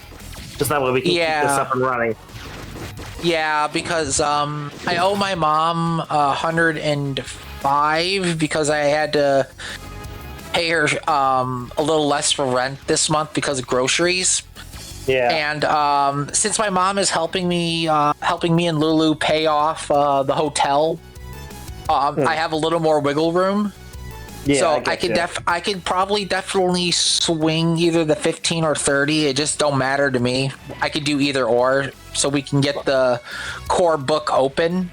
Yeah, like I said, if you want to do 30 to start out with, that's great, because that'll probably we'll see how it is when the situation arises. Probably lean more towards 30 for the time being, but unless I have some extra cash on hand, I will then be able to do, we could just do half and half. But regardless, I'll probably just do the 30. I'll probably just do the 30. That would be easier on my end. Yeah, and then when I do have extra cash on hand, I will just send you back 15, just to pay you for my half. Yeah, I'll just have to ask Lulu either to help me do it through Zelle or through PayPal. Don't matter to me, either one. Yeah, either one works. They're both attached to my email address, so either or works. Yeah, probably PayPal would be easier because Lulu knows how to do PayPal a lot more than me doing Zelle. That's fair. And Also, go ahead, yeah. sorry. No, go ahead. I was just reading what Cobalt said in the chat. Hasbro just does not want to release D&D books as anything but big hardcovers, just like how they don't want to pay human artists. On that, I will agree with you, Cobalt. Yeah, that is actually valid. Like the thing is this, like, also the books are like in the only reason why to have the hard books physically is as a collection piece, because nowadays you could easily get the core 2014 or 2024 rules as a PDF for free because somebody out there already has it as a PDF for free. Yeah. And it's just like, at the time, it's like, the only reason why to have it on D&D Beyond is because it's easier to make a character on there. But if you're used to like making a character physically through the Word document, then either way, it's just like mute. Like the only reason to own the books is just as a collection piece. That's literally it. Yeah, which is like, for me, I do have like the 2014 core like books for like Dungeon Master's Guide, Player Handbook, and then the Monster Manual. I have all of those. And the only reason I had them in hardcover format is because, one, I was obsessed with trying to make sure I had my own physical copies of the books because my former DM wanted to like actually hold my Monster Manual hostage for a long period of time because he was going to use it more than I did, and I was like, fine, okay, whatever. That's a different story. But at the same time, since I live in an old Victorian manor, I have like an actual room dedicated to be my family's library. So yeah, having the hardcover books on the bottom shelf of the library is just like a really nice spectacle. Yeah, definitely. I wanted to get some of the core rule books, but mainly with my old D&D group, we did a lot of Pathfinder and we did a lot of so it was just a matter of using Pathfinder PDF to make the characters and everything, and it was just like a thing that people maintained on their own, so it wasn't too difficult to get like all the classes and everything. But it wasn't until it wasn't until we did the current campaign we're all doing right now. I've actually messed with 5th edition. No, that's not true. We did the 5th edition version of Final Fantasy XIV when they released it as a free thing.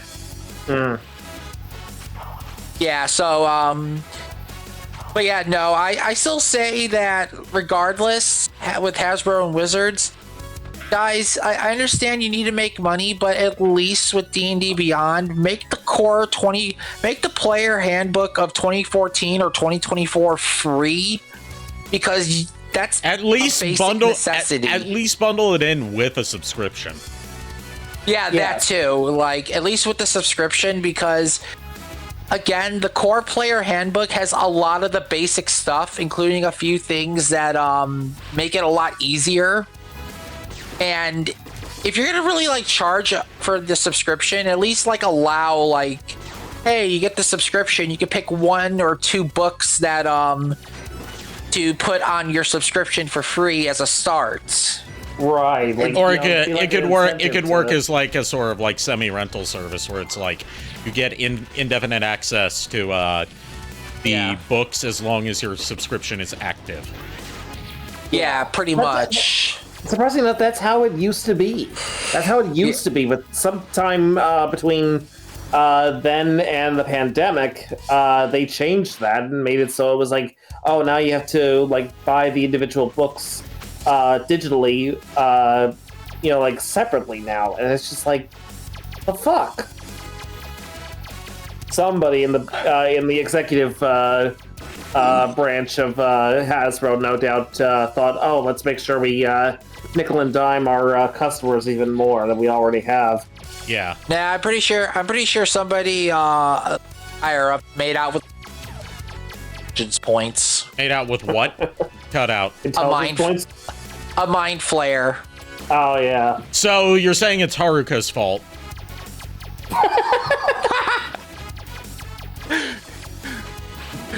Sure. Why not? If Haruka is one of the higher ups of Hasbro and Wizards of the Coast, I'm not saying sure. I'm not saying she is, but I am saying she's the only person I know of who willingly bumped uglies with a mind flayer.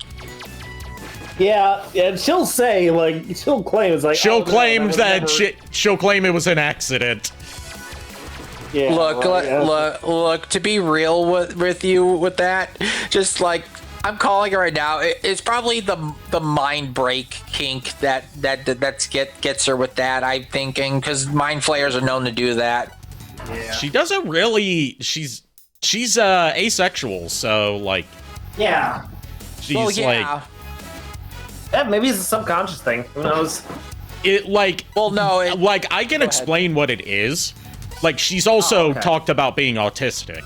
Like she couldn't read the room to tell that she was, you know, flirting with the Emperor Mind Flayer. Oh God. And get ready because Vile's coming up. I think it was Baldur's Gate she was playing. Yeah, it was that Baldur's was Gate the 3. reason. Okay, yeah, all right. Baldur's Gate 3, where one of the selling points is that you can fuck literally anyone in the game. Yeah. And unfortunately, you can't multi-class in that game, so... Yeah. I do eventually want to pick up a copy of Baldur's Gate 3, because I did play a little bit while I was visiting for it. I enjoyed from what I saw. This is you, Ari. No, this is Vile. You were voicing Vile. Oh, I legit thought I... Okay. My waiting has finally come to an end. Prepare to die at the hand of the world's most advanced riding armor, the new Goliath! I legit thought it was you. Look, at least it's not it was the Shagohod. It was me and X1, but you wanted to voice Vile. Oh, yeah. When we did the first X3 stream. Yeah, because I was just like, you had been voicing him for a while. I was just like, I wanted to give it, kind of give it a shot. Yeah. Good lord. I legit forgot that's how that worked out. Eventually, though, I do want to get an actual good D&D table. Yeah, you and me both, Miko. Because, like, God forbid, there's one that is a digital table that is amazing. But I would like to get like one of those mahogany wooden tables. Mahogany. God damn it. But like, no, yeah. I was just gonna say, like, honestly, Nico, I do want to get like one of the tables, like the kind of table I want to get for D&D is gonna be like one of those, like how you would see in like old military documentaries, like where it's like these one of those war room like, tables. Yeah, that's what I wanted to have for a D&D table. Yeah, because technically, like with the kind of house you live in, you would definitely be able to pull like an old D&D-esque like dungeon room thing. Yeah, the problem is like honestly I would love to do that in our basement, but since we've renovated the basement to have like separate rooms now, can't exactly do that. But I could easily do it in our attic, because like if I cleaned out the attic and everything, got a lot of the junk that's stored up there, put away and in a better place, and like cleaned up the attic, and also make sure that there's no fucking air leaks up there. I could easily set up a table up there. Yeah, me and my family's helping me helping clean the basement out at our house. So me and Lulu can have like a living area for guests to come over. And an idea was I was gonna put a D&D table down there. Hold that thought. Sorry. I am holding. Don't think that this is the end. I will haunt you to the day you die. Oh yes, you were saying? Sorry. Well, two things. One, at least I didn't name my mech, my robot, the Shagohod. And two, like I was saying, I was gonna put a D&D table like downstairs as part of the living area because that way, like not only can me and Lulu have company, but if we ever wanted to actually physically do a D&D night, we could actually do that. Right. Because no offense, because not no offense, because I'm not gonna lie to you, having an in-person D&D thing with like me, you, Ari, Chuck, Furret, Lulu, heck, even Miles would be amazing. Maybe even Timo eventually. Yeah, if we could ever get her to come, this way. Gonna leave X here to recharge sub-tanks while I go to the bathroom. Okay. We'll be here. We'll be waiting. You just reminded me of the saying that they do on Luigi's Mansion when you tried to quit the game. It says, "You'll be back and we'll be waiting." And then on the file select screen, it says, "Welcome to your mansion." And then eventually the Y vanishes and it says, "Our mansion." Surprisingly enough, I was actually trying to quote Optimus Prime in the 2007 live action film. Which I will say, the first live action film, was fine. Was kind of stupid on some points, but it was okay. It wasn't the greatest, but it was still, it was still worth watching. The first one is all right. Yeah, it's like when you start getting into the sequels, Revenge of the Fallen, Dark of the Moon. It's like Dark of the Moon was actually better than Revenge of the Fallen, but that's not saying much because Revenge of the Fallen was a shit post. It was just like a piece of shit from the get-go. It was like dead on arrival. Yet somehow it made a ton of money. But that's besides the point. But I think really the cracks were starting to show in Age of Extinction, and definitely by the time The Last Night came out. Yeah. No joke, I have Age of Extinction and The Last Night on Blu-ray, but I have not watched them in years. And the only reason I have them is for completion's sake. That's really it. Yeah, that's fair.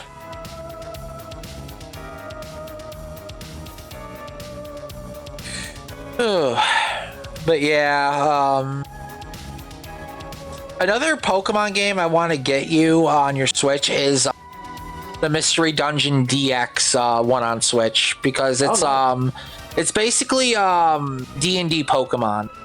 Okay. And it's actually really fun. I actually enjoy the game.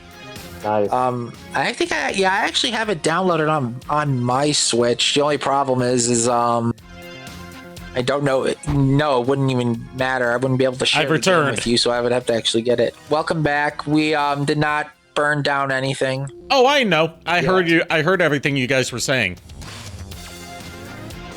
Yeah.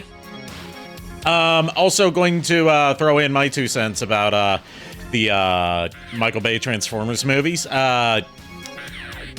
One of the things that makes Age of Extinction such a horrible movie to go back to is that it has 3 points where it should have ended, but just keeps going for another hour. Right. Yeah, that's another issue with it. It was there's several points to the film that you think it's gonna end, but it doesn't fucking end. It just keeps going. The whole thing with Galvatron, which, he could carry his own movie as a villain. Yeah. He just fucks off, and then there's a whole hour to go because lockdown's still here. Fuck. Right. Yeah, we kind of got sidetracked with a completely different villain for the past hour of the movie. Whoops. Whoopsie doodle. Yeah. So we have to dedicate a whole other hour to that. Because, you know, this movie needs to be 3 hours long. It's not like they could just make this 2 movies. Yeah, which I think was like was the style at the time. I'm not even talking like a Harry Potter and the Deathly Hallows Part 1, Part 2 kind of thing. I mean, this is 2 movie plots that could have been completely separate. Yeah. But instead, it's one agonizingly long movie. And then Age of Extinction was just like a clusterfuck. Not Age of Extinction. The Last Night. The Last Night's also, like, got some of the worst editing and cinematography that I've ever seen in a multi-million-dollar Hollywood production. Just because the aspect ratio keeps changing from shot to shot within the same scene, like, seconds apart from each other. It's especially jarring if you watch it in the theater.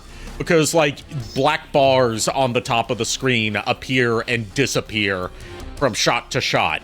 And, like, you actually got cases of people, like, going to the projectionist asking, like, hey, is something wrong with the projector? Because it keeps, like, the frame keeps on changing in the movie. And they had to assure people, no, that's how it's supposed to look. Yeah. I remember seeing Age of Extinction. God, why do I keep getting the names mixed up? I remember seeing The Last Night in theaters with 2 of my friends, and then also my my now ex-girlfriend. Because she expressed interest in watching it, but you know, it was like my other friends were like, my one friend was just like, oh, super into this whole thing. It's like this was like his kind of film, and I'm just like, you do realize, my dude, Optimus isn't supposed to be this this violent or anything like that. He's not supposed to be like this whole shoot first, ask questions later kind of guy. There's the famous quote from there's the famous story that Peter Cullen is told about his brother telling him, like, instead of being one of the gung-ho, like, Hollywood action heroes, like, be strong enough to know when to be gentle. Right. And that's what he carried into his Optimus Prime portrayal. Yeah. And that is absolutely not present in Michael Bay's Optimus Prime. This is the give me your face Prime. Yeah. And, like, honestly, like, I feel like if they had made it so it was like he was gradually losing himself throughout the films and he had to work his way back to, being what he once was, I could see that actually working. But no, they didn't do that. It just kept, like, increasingly getting more and more violent as each movie went on. Yeah, to the point where, like, it's hard to root for him because he's just such a psychopath. Yeah. Like, the only difference between regular, like, behaving correctly movie Optimus and the Nemesis Prime moniker they took on for a bit in The Last Night is just, oh, you're not supposed to root for him now, even though he's acting the same. Yeah. He's not any more violent. He's just attacking the Autobots instead of the Decepticons, so you're supposed to root against him. Right. Also, like, that is an Optimus that would not be worthy of the Matrix, given that, like, he was that easy to deceive into becoming, an arbiter of Quintessa. Because, like, she was just like, look at this planet. I can do my bidding, and it will be back to normal. Like, not brainwashing or anything, just like, just trust me, bro. Yup. And he's just like, seems legit. Yup.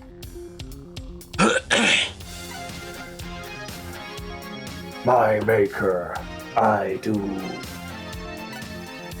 And, like, The fact that she's apparently known as the Prime of Lies by everyone except for him.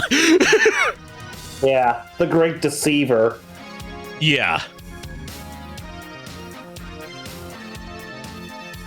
I never thought the Great Deceiver would deceive me.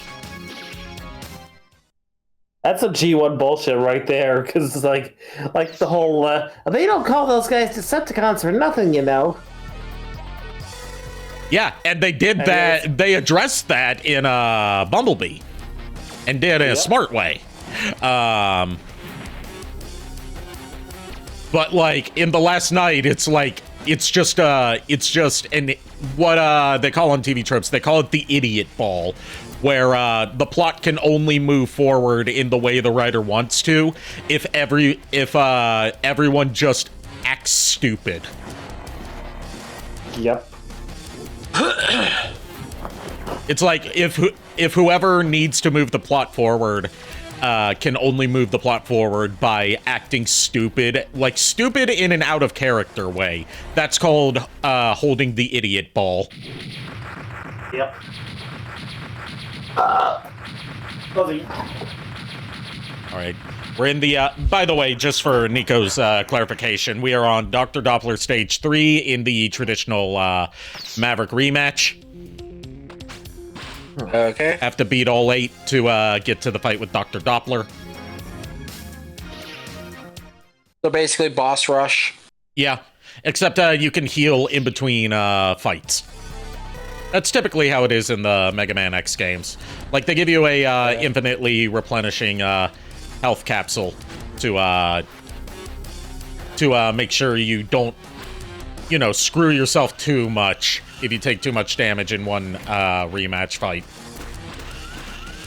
And also, so, like, if you, like, no damage it, you can use that replenishing health pickup to fill your sub-tanks.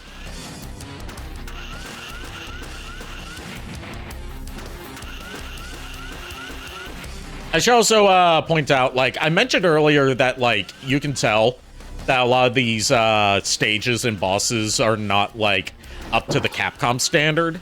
And just, I feel like I mentioned this before, but just to reiterate, this game was not developed primarily by Capcom.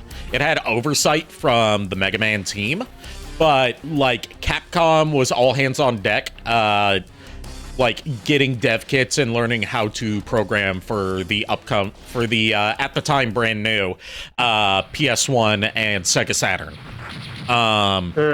So they handed off primary development duties for Mega Man X3 to Minakuchi Engineering, who had developed a few spin-off titles for Mega Man at that time. Like, they did Mega Man The Wily Wars for Sega Genesis.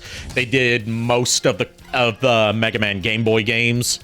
So they had experience with Mega Man. It's just like, you can tell that these were not the usual Mega Man designers making this game, because it has its own quirks. Yeah. Also, just putting the extra life link out there for people. Right.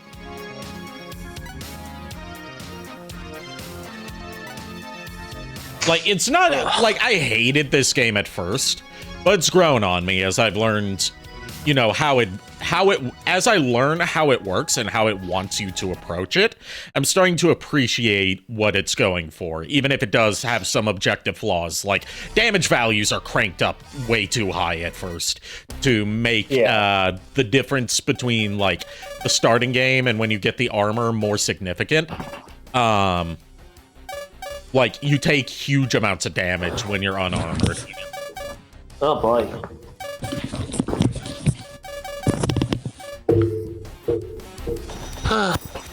Everything good, Nico? Yeah, I'm good. Okay. We just hear a lot of rumbling of the mic.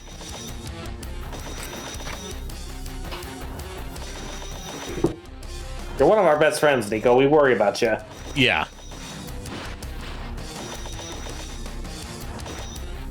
Alright, that's Gravity Beetle beaten. So you beat the beetle? I beat the beetle. The only beetle that I spared was Ringo. He's too pure for this world.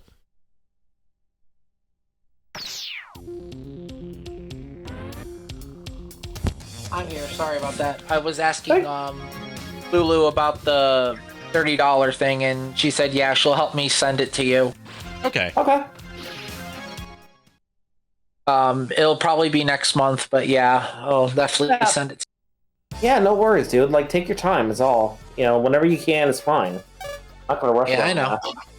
No, I know. It's not really much of a rush. I know. I'm not gonna be like that one guy. I was like, "Hey, where's my money? You got my money? I'll give you to the end of the month." Oh, God. Otherwise, you're gonna be sleeping with the fishes. Capiche? Oh, speaking of D&D, there was a stupid homebrew item somebody made that disturbed the DM. Oh no. So it's called Magical Bag of Animal Feeding, and what it does is when you interact with an animal, the bag will give you that animal's favorite food. Now, you think it would be a very cute item to, like, say, like, feed a creature, right?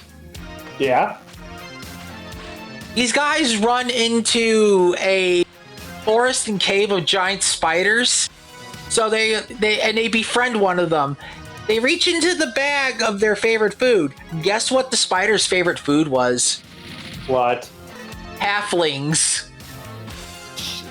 And each halfling had a personality, a backstory, and like they were like all had their own souls and everything. These guys befriended a whole army of giant spiders by feeding them halflings. Oh, jeez.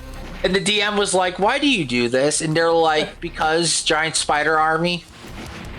I mean, fair. I mean, I remember in my very first ever D&D campaign, Megatronus actually somehow managed to persuade, shall we say, an entire crew of orcs and half-orcs into becoming his army, all because he decided to, like, because Megatronus is such a megalomaniac, he couldn't stand the idea of following somebody else, unless it was like their higher power. So he decided to kill the previous leader, a orc named Straxus. He killed him off, and then took command of the army for himself, and then eventually turned around and betrayed the god Bane that he was actually following in the first place. So, because Megatronus decided to abandon the Baneite religion, his entire army followed suit. Oh God! And even managed to get like a fucking warship. What kind of suit are we talking? So you Like a tuxedo? So you literally A hazmat suit? Monkey suit? Fursuit? Your Varen is showing.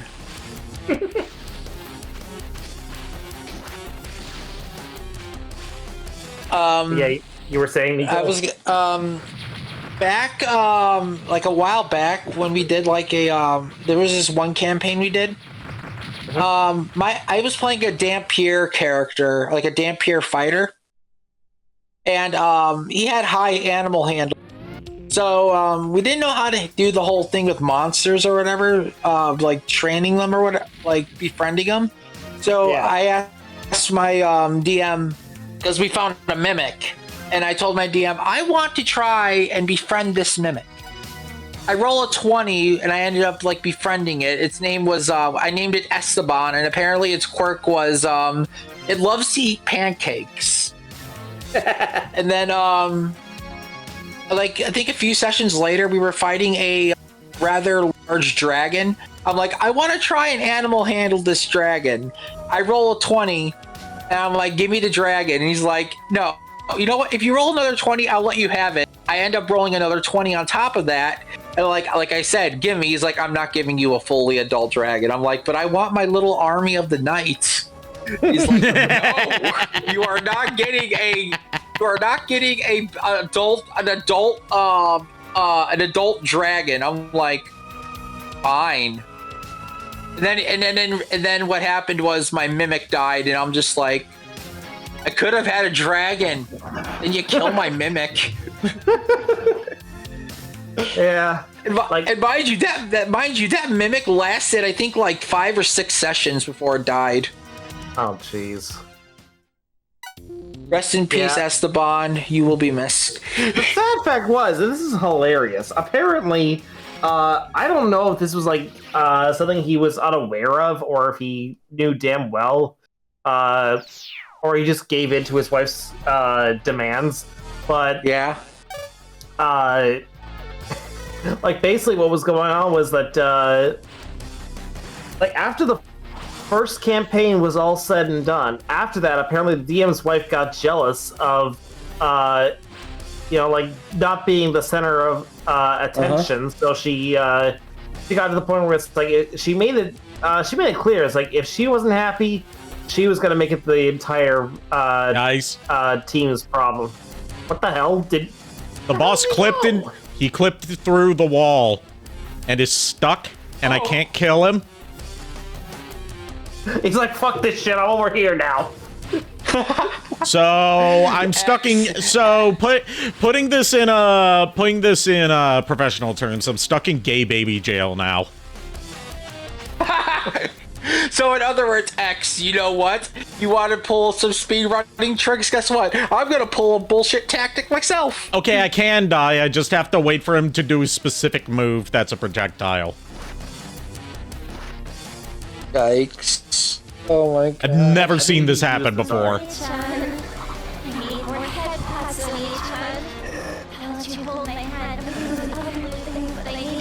Thank you for the head pats. You're welcome. Miles says I might hop in a few. Okay. Yes, the Zard shall be upon us.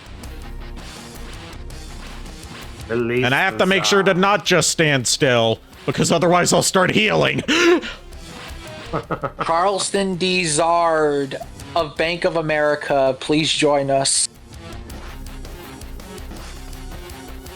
Come on, kill me. Kill me. Oh Kill me. God. It's not often that I beg for something to kill me. But What do you mean it's not often? not since I started treating myself better. That's fair. I was gonna say, during that one time when you guys had, I was like, okay, you guys are gonna be fighting a mimic, Jack and Megatronus. Fuck no. Yep. Not even giving this thing an initiative. Fuck no. Yep, we just like, like fucking baseball swung at him. Swung at that stupid mimic with the morning that 4D12. Yeah, it was at that 4D12 Warhammer. As soon as the Warhammer showed up, give me. Yep. It just like the mimic opens its mouth and a cannon comes out aimed at you guys. Jack fires a firebolt into the cannon, makes the mimic explode, knocking it down. Megatronus splinters the mimic. Fine, okay, I guess I won't have fun then. Also, JKR, I have a request of you. Sorry to interrupt. At some point after stream, or like when you get a chance, clip the gay baby jail moment of like Tunnel Rhino clipping through the wall. Remind me to do that tomorrow. I will do it when I get home from school. Okay.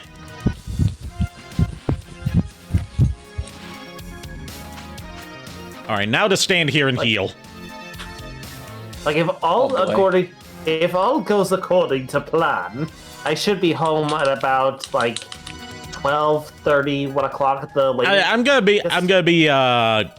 be busy for a bit tomorrow during the day anyway, because my mom's coming over to help me clean, and then afterwards I have a doctor's appointment. Ow. Nothing serious, just like, you know, annual physical stuff. Oh, okay. Yeah. Just make sure you're all good. Yeah, it's this late into the year because he was just like booked up for months. And like I had an appointment in December, but he ended up having to cancel it because he was going out of the country for Christmas. Reminds me, I need to actually reschedule with one of my therapists, the one that actually prescribes my medication. But I have to wait till like I get more funds in to afford him, because right now it's like he doesn't take my insurance, so I'm paying out of pocket for him. Yeah, I can relate to that. Same. Yeah. So it's like one of my therapists, the one who actually helps me try to control my anger. He's fine. He's covered by my insurance. But the other one, You want to voice? Nope. You want to voice Dr. Doppler? Sure. You're basically voicing all the villains in this game. Hey, I'm a villainous cosplayer. Why not be a villainous voice actor? Because you're going to be voicing Sigma, too. Yeah. I've been waiting for you, X. I am Dr. Doppler. I've been watching your battles closely. Your victories over my men have been most impressive. I need superior Reploids like yourself, X. I offer you the chance to join us. Together, we shall build a utopia where the Reploids rule under the watchful eye of Sigma, our lord and master. No way, Doc. Your schemes end here and now. Perhaps you are not as smart as I once thought. Prepare to be ripped apart and to be born again as part of the new body of Sigma. Yeah, that's a bit of body horror for you to think about in a robot, in a Reploid sense. Sigma's new battle body that we'll see later is made out of, like, bits of other Reploids that he's, like, converted into the body. So basically, he's made a giant mech suit for Sigma out of corpses, basically. Charleston D. Charlesworth. I fucking met Charleston D. Zardsworth. Welcome. Yeah, I see he's muted at the moment. He'll probably Probably putting in the headphones. Yeah. Probably. I'll probably head out of here in about 15-20 minutes because I gotta get to sleep at a reasonable hour for school. Okay. We probably won't start X4 tonight at this rate because I spent more time grinding than I thought I would, or farming. Yeah. Also, you were put into gay baby jail by. Yeah, I was put into gay baby jail by Tunnel Rhino. Also, this fight may or may not take a little bit because he can heal himself if you hit him while his shield is up. Hey, like that. And because his weakness has sort of like a timed effect to it that can heal him if he puts up the shield in the middle of taking damage from it. Oh boy. Also, hey, hon. Sorry, I was lagging. Stupid Discord. You're fine. How are you? Hi, Miles. How are you? And hi, JKR. Hey, all. No hi to me. Yourself, Ari. Finally. Yeah, saving the breast for last. Oh my lord, Ari. I get one thing to say to you all. What? Charles Darcy's nuts. Timing the bonk right as she says that and pops out was a choice. Oh my god. One of the choices of all time. That was peak I'm sorry. That was peak Lulu. JKR. What? That was perfect timing. Yeah, that's what I'm saying. Honestly. God damn. I'm sure you didn't mean for that, but that was still Nope. perfect timing. I did not mean for that to happen, but honestly, We need to here's the clip thing. it. I will have to clip it probably tomorrow though, because I'm gonna have to go in a little bit for school. Yeah. That's fine. I gotta be I on think the the ass crack of dawn. Oh boy. I think the only thing I have this week is an eye doctor appointment. Either that or next week. I don't remember. I finished a lot of tests. That's why I didn't come in at 8 o'clock. I had like 3 exams. Oh, I see. good. You good? Yeah, you're good. You good? Keep Yeah, going. school. You're Yeah, good. You're good. You're good. Am I good? I don't know. You're a good boy. Oh my god. What, are you saying you want me Also, to in praise other you? news- oh my lord. In other news, PSA is processing 2 of my orders at the same time. Oh. It's weird. And my Mori Calliope Pop's almost here. Oh, nice. Oh, My Studio Series Gamer Edition War for Cybertron Megatron, which, yes, that is a long-ass name for a figure, is going to be here between tomorrow and Tuesday. Oh, nice. You actually snagged one. Yeah, it was discounted on Hasbro Pulse. Oh, cool. Yeah. Oh, Miles. Lulu helped me find the art I got commissioned of my FF14 character. That's that good. I'd like to send to you. See because I already sent it to JKR.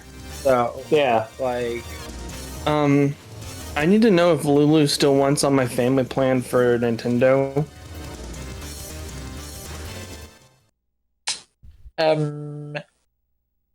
I could Then try and few summon her people back wanting real it. quick.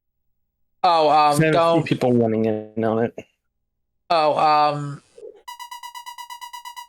would I already probably. offered it, so, to you guys. You could just Yeah. DM her. Oh, speaking of Lulu just messaged a picture of your thing. Yeah, just DM her and ask her. Yep. Yeah. Also, yep. The image she sent is that's Alduin. That's my Dark Knight. That's cool. My boy. Yeah, DM her and ask her. It- She's not. I am. Yeah. She's not gonna bite unless you're Nico.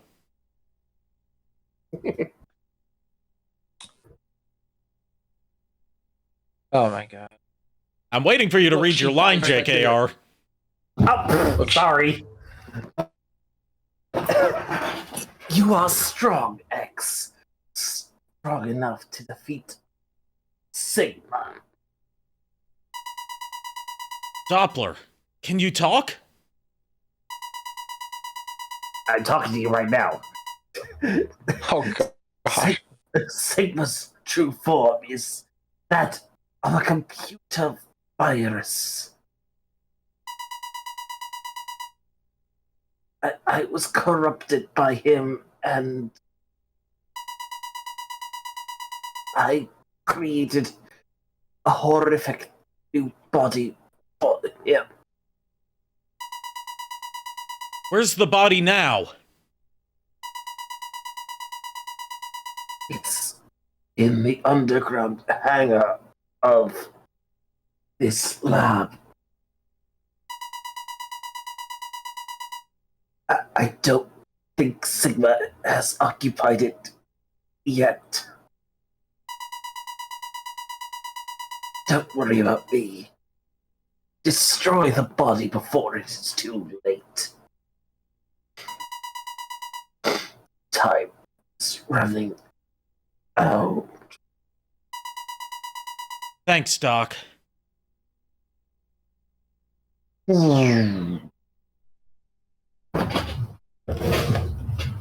Your subscription to Windows has expired.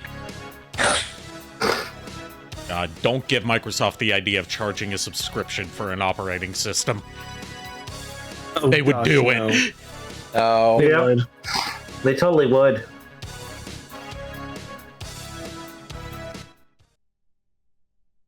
I can see that, and it scares me. Yeah, I don't blame you. But yeah, oh god. But yeah, Miles, I'm thinking about once I get Serene into becoming a Gardevoir fully, I think I might have her go Cleric up to like level 9, like level 8 or 9. And then I gotta figure out like where she's gonna go as a divination with. So I can look into the future and just be like, yeah, no. Well, do you know where she came from?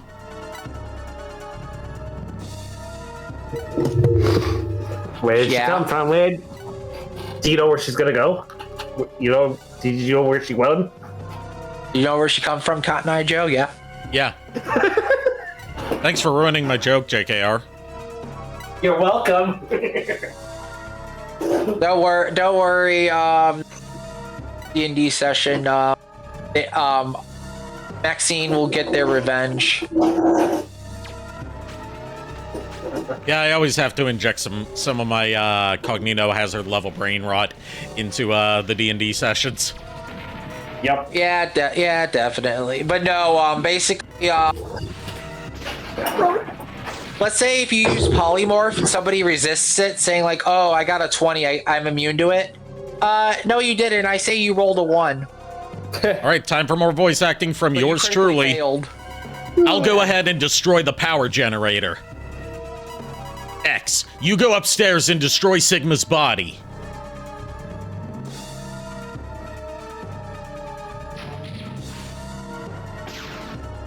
God dang it, Sigma. Make sure I have the right weapon equipped.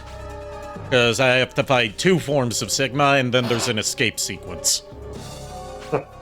Also, Miles, there was a small bit earlier in the stream with JKR's Haunter and my Gardevoir.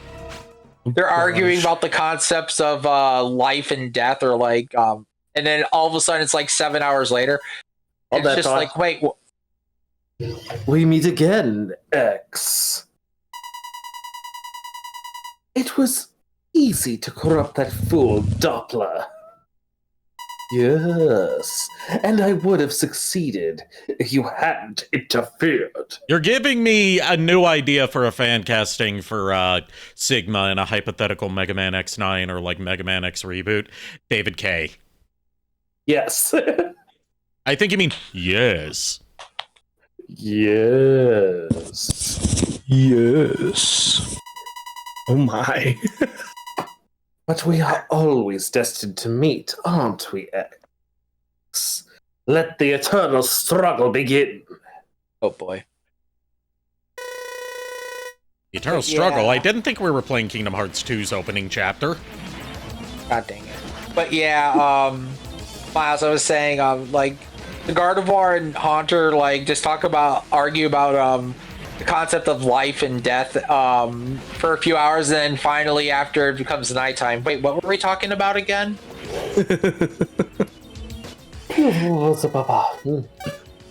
That's funny. God. Oh, well, same time next week? Okay. Wait, there's a next week?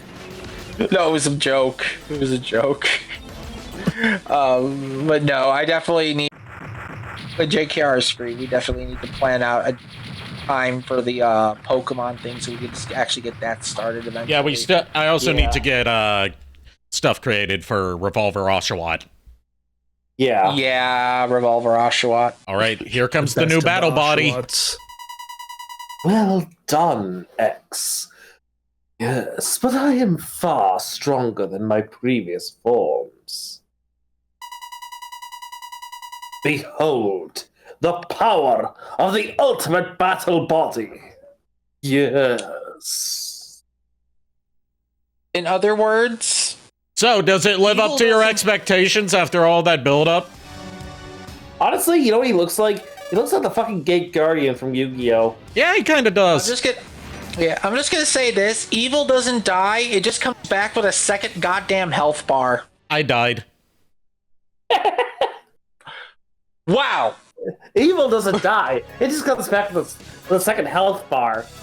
I died. Evil doesn't die, but X does. Oh God. But no, definitely. I'm excited for Revolver Osh. Yes. Oh my. I already know the art I'm gonna use for at least Revolver Oshawott, if not Revolver Duat and Revolver Samurott, because I've seen art of Revolver Oshawott before. Yeah. Ends up at the end of all of it becomes Metal Gear Solid 4 Solid 4 version. That's how I'm planning. That's one of the things I was planning on doing was like as he evolves upwards, like he takes on mannerisms and voices of like later incarnations of Revolver Ocelot. So like when he's Oshawott, he sounds like Major Ocelot from Metal Gear Solid 3 and acts like all cocky and kind of dorky. Like Major Ocelot is. And then like Revolver Duat, he's like peak of his bullshit, Revolver Ocelot, you know, you're pretty good. And then like when he's Revolver Samurott, brother, like he's Liquid Ocelot. Why is he calling you brother? You're all my brothers and you'll all be my brothers and sisters once I unite this world together. Okay, have you been sniffing the gloom again? I can neither confirm nor deny this. Forget the gloom. He's probably been sniffing the vile gloom. Oh, absolutely not. That thing smells terrible. Gardevoir is very concerned. Gardevoir is questioning life choices. Also, like, there's a production reason why they used Revolver Ocelot's voice for Liquid Ocelot in that game instead of doing the Cam Clark voicing him thing again. It's actually, like, it makes sense, but it's kind of sad at the same time. It's basically like the Japanese voice of Ocelot had died in the Japanese dub. So they had him voiced by Liquid's voice actor. And like they didn't want, like, they kind of carried that over into the English dub, but flipped it. So it was Revolver Ocelot taking on the mannerisms of Liquid instead of just Liquid's voice coming out of Ocelot's mouth. Oh, God.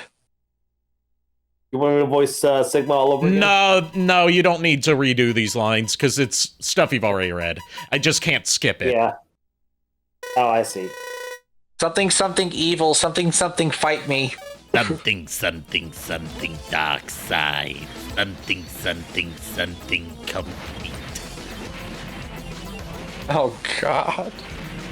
Which ties into something, something, something that Iron said earlier, which was that earlier today he was watching the Family Guy parody of the first Star Wars movie, Blue Harvest. Oh. Yeah. You know, the only good Star Wars parody that they did. Yeah. Even by the Family Guy team's own admission, because they only wanted to do the first one. They didn't want to make sequels. Yeah. I just had a... After the remark about Revolver Oshawott sniffing the gloom, I'm thinking about, oh God, what if the Zard is high off its own supply? Are you saying that Charizard's a drug dealer?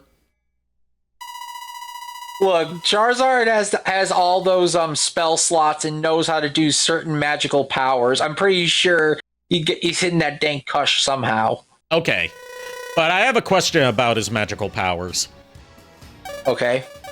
Were fabulous magic powers bestowed upon him when he held aloft his magic sword and sang 25 years and my life is still trying to get up that great big hill of hope for a destination.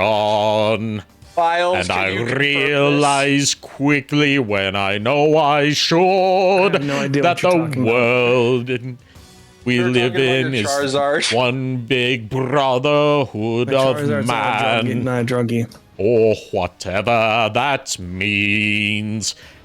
And so I cry sometimes when I'm lying in bed just to give it all Okay. up. What's in my head and Oh my gosh, I'm what not is this doing the turning whole into? song. You don't know Hey Yeah Yeah Yeah? Or as it's Ari was saying- biblically called in its original upload before it was stolen by another YouTuber that got millions of views off of it.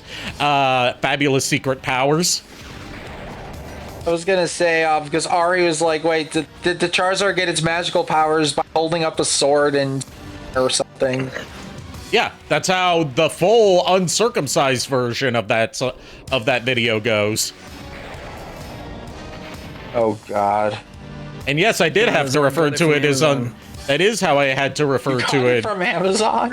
I did have to refer to it as uncircumcised instead of uncut. You got it from a Carvana. I am a piranha. I am from Amazon.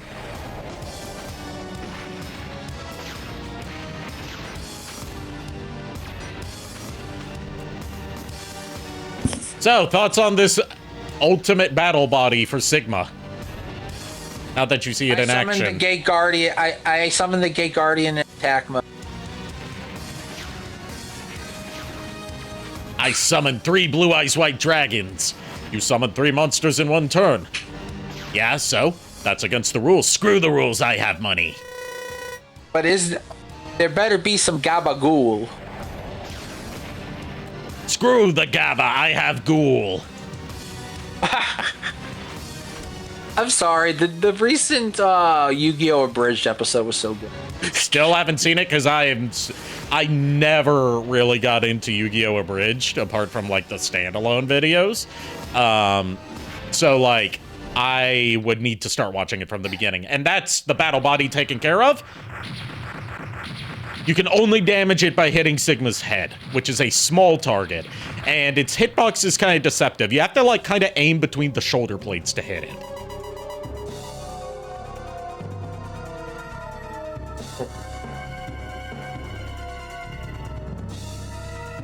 JKR? My bad. Sorry, I was looking at something important. Oh, it's okay. Come on. Yeah. Sorry. Apparently, one of the servers I'm in, a PDF file has just been caught and banned. Oh, good. Okay. Good that they were caught and banned, so- not that they were in there in the first place. Right. Yeah. So. No. It cannot be. I can't even defeat you with this magnificent body. There seems to be only one choice now. I'll possess you. Yeah. So, return of the wireframe Sigma head. We cannot fight it, we just have to escape. I hate escape tunnel scenes in games. Yeah, especially this one. boy. It's very stressful.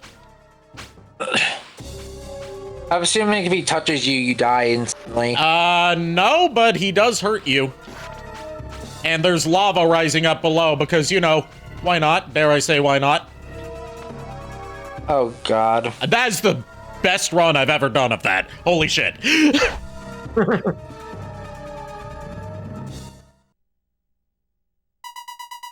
Damn! It's dead end! No, it's dead. Wait, was that not proper grade? No, there's a lot of typos in this. Hold on. Oh God. Give up, X. Also, wireframe Sigma looks weird from the side. Yeah, he does. He's also, like, disproportionately small here.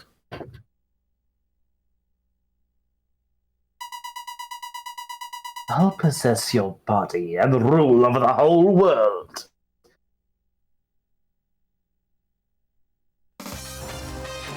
Zero out of nowhere with the steel chair! Oh no. You're Zero! It's you again! This is the scene that plays out differently if Zero dies. Or, like, you know, if you get the Z-Saber, because otherwise Dr. Doppler comes in and hits Sigma. How do you like that, Sigma? I picked up an anti-Sigma virus program from Dr. Doppler and used it on my beam saber.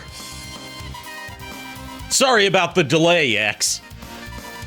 I thought the program might be the only thing that would work against Sigma. My program is disappearing. No! But someday I will.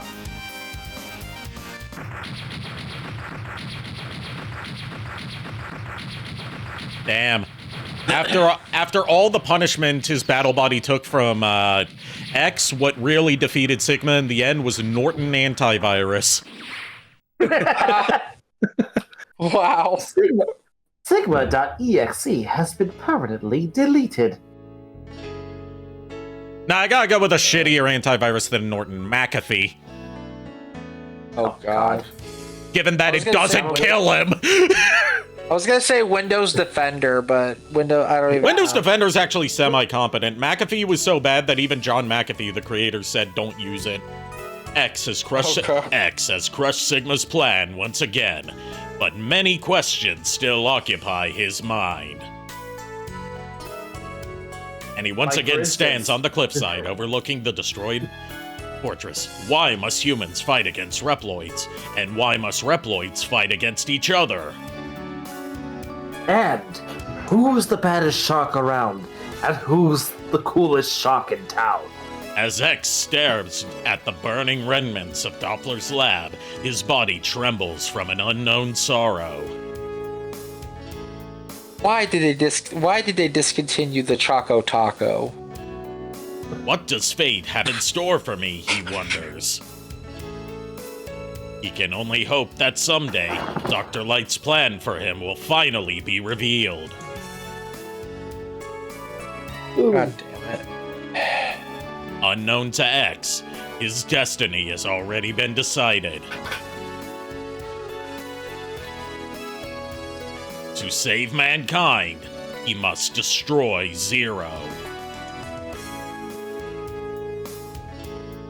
Ah, yes. But only time will tell when and why. Find out next time on Dragon Z Balls. Ball Z Dragon. Ow.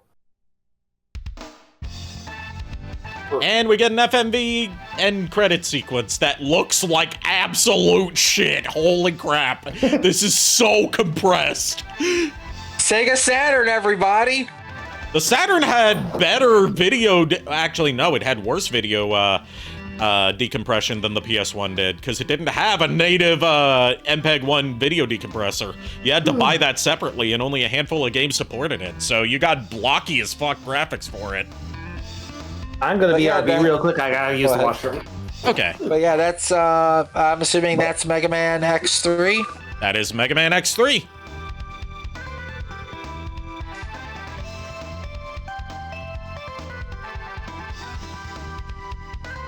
And we get a montage of sequences that did not fucking happen in this game. As a very, very crusty looking sprite of X and Zero runs through the city back to base. Oh, God.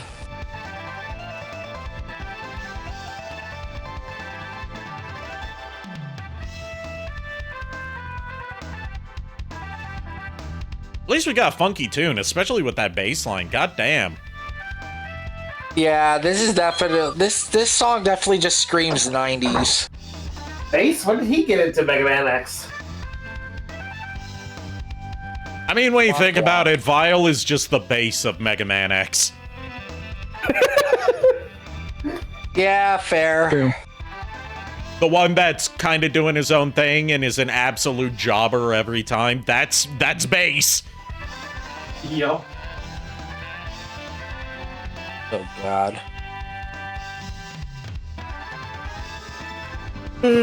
Also, they give stats to the power levels of each of the Mavericks, as well as, X and Zero. And they're measured in RP, which, given that it's not RPM, I can only presume that, like, for example, Volt Catfish's power level is 8,200 rotations per. Per what? Okay. Per rotations per what? Yes. So it's RPY? No.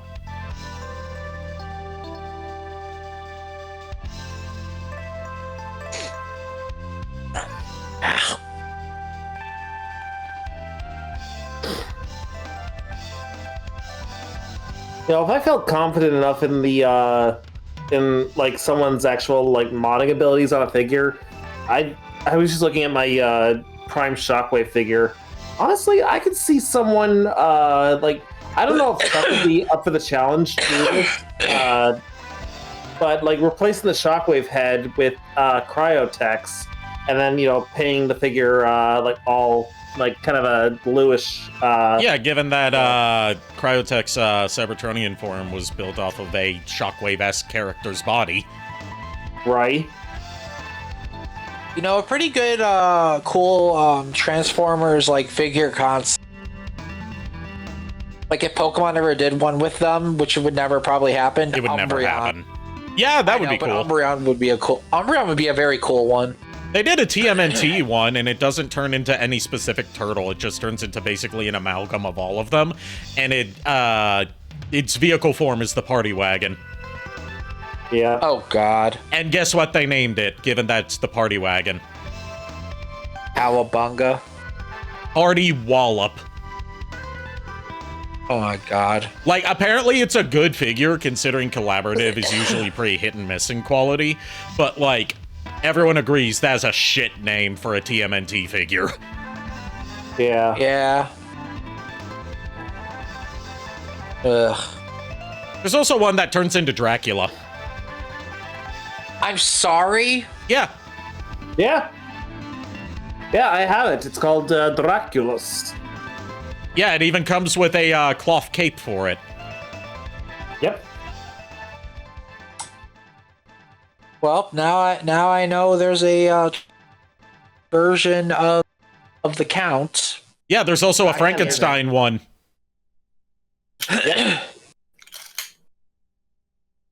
Now all we need is a Transformer of Death and we're good. I mean, we do technically have the embodiment of death and destruction as a Transformer. Yeah, that's Unicron. Yep. Unicron would be more chaos than death. Yeah. True, but I'm like talking from like the Transformers Prime aspect, since he was like the lord of the undead. But yeah, still, it's not quite the same. Gaia Unicron, yes, because he's already kind of like skeletal looking.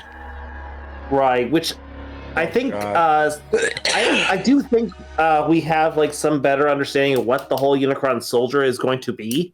I think it's actually going to be a retool, like from someone else's opinion, and I can kind of see this.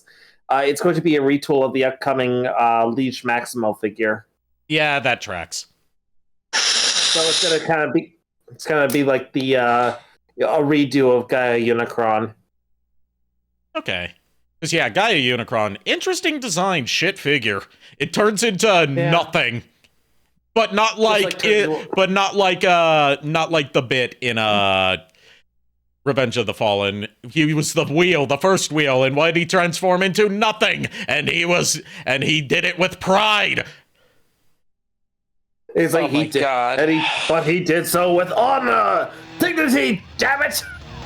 Yeah, but like this is like, oh, it's Gaia Unicron, but he never transformed in the show because he was like just an avatar of Unicron made out of a rock face. What does he turn into? Some sort of hybrid of a mountain and a spaceship. Yeah. Oh, God. Yeah, it's like it really didn't. It seemed like they couldn't decide whether or not they wanted it to be a spaceship or a volcano. So they just basically thought, it's like, you know what, fuck it, let's throw them both together. He turns into a one of them, right? Like, the sad fact is the volcano mode looks decent. Like, I like the volcano mode because it's like the idea is that it's supposed to be like his face materializing out of the rock face of a volcano. But then it also turns into armor for Optimus and Megatron. Yep. Oh god. It's a figure and it has a detachable weapon that forms part of his arm. It's a figure that's trying to do too much. Right. All right. That was Mega Man X3, the Sega Saturn / disc version. When we return to the Mega Man X saga, we will be doing one of my favorite games of all time, Mega Man X4. I'll do the Saturn version, because that one rarely gets covered in discussions, because, unlike Mega Man 8, it doesn't have its own exclusive content, but it does have some remixed tracks. Very subtly remixed tracks, but remixed tracks nonetheless. Yeah. And let's see who we're gonna raid.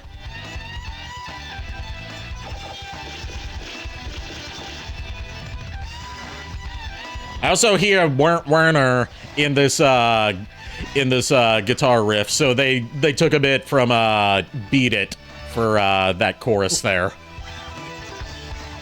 A bit from Beat It by Michael Jackson, which was reused in a lot. That riff was used in a lot of songs besides just Beat It by Michael Jackson. Yeah, I would kind of prefer we do not reference him or his music because, reasons. I don't even know if I can really get into. I know what you're talking about, and I could go into more about how what was found in that was basically a plant, kinda, because the photo in question was taken from a fundraising event, not on the island. A political fundraising event, not anything on the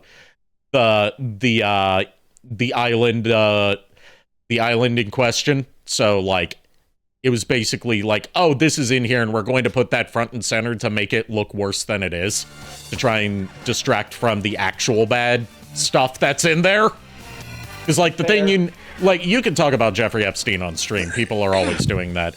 I was just going to say the thing that makes it hard to figure out who to condemn with him, unless their name's over in the files connected to him over 600 times, like a certain current president,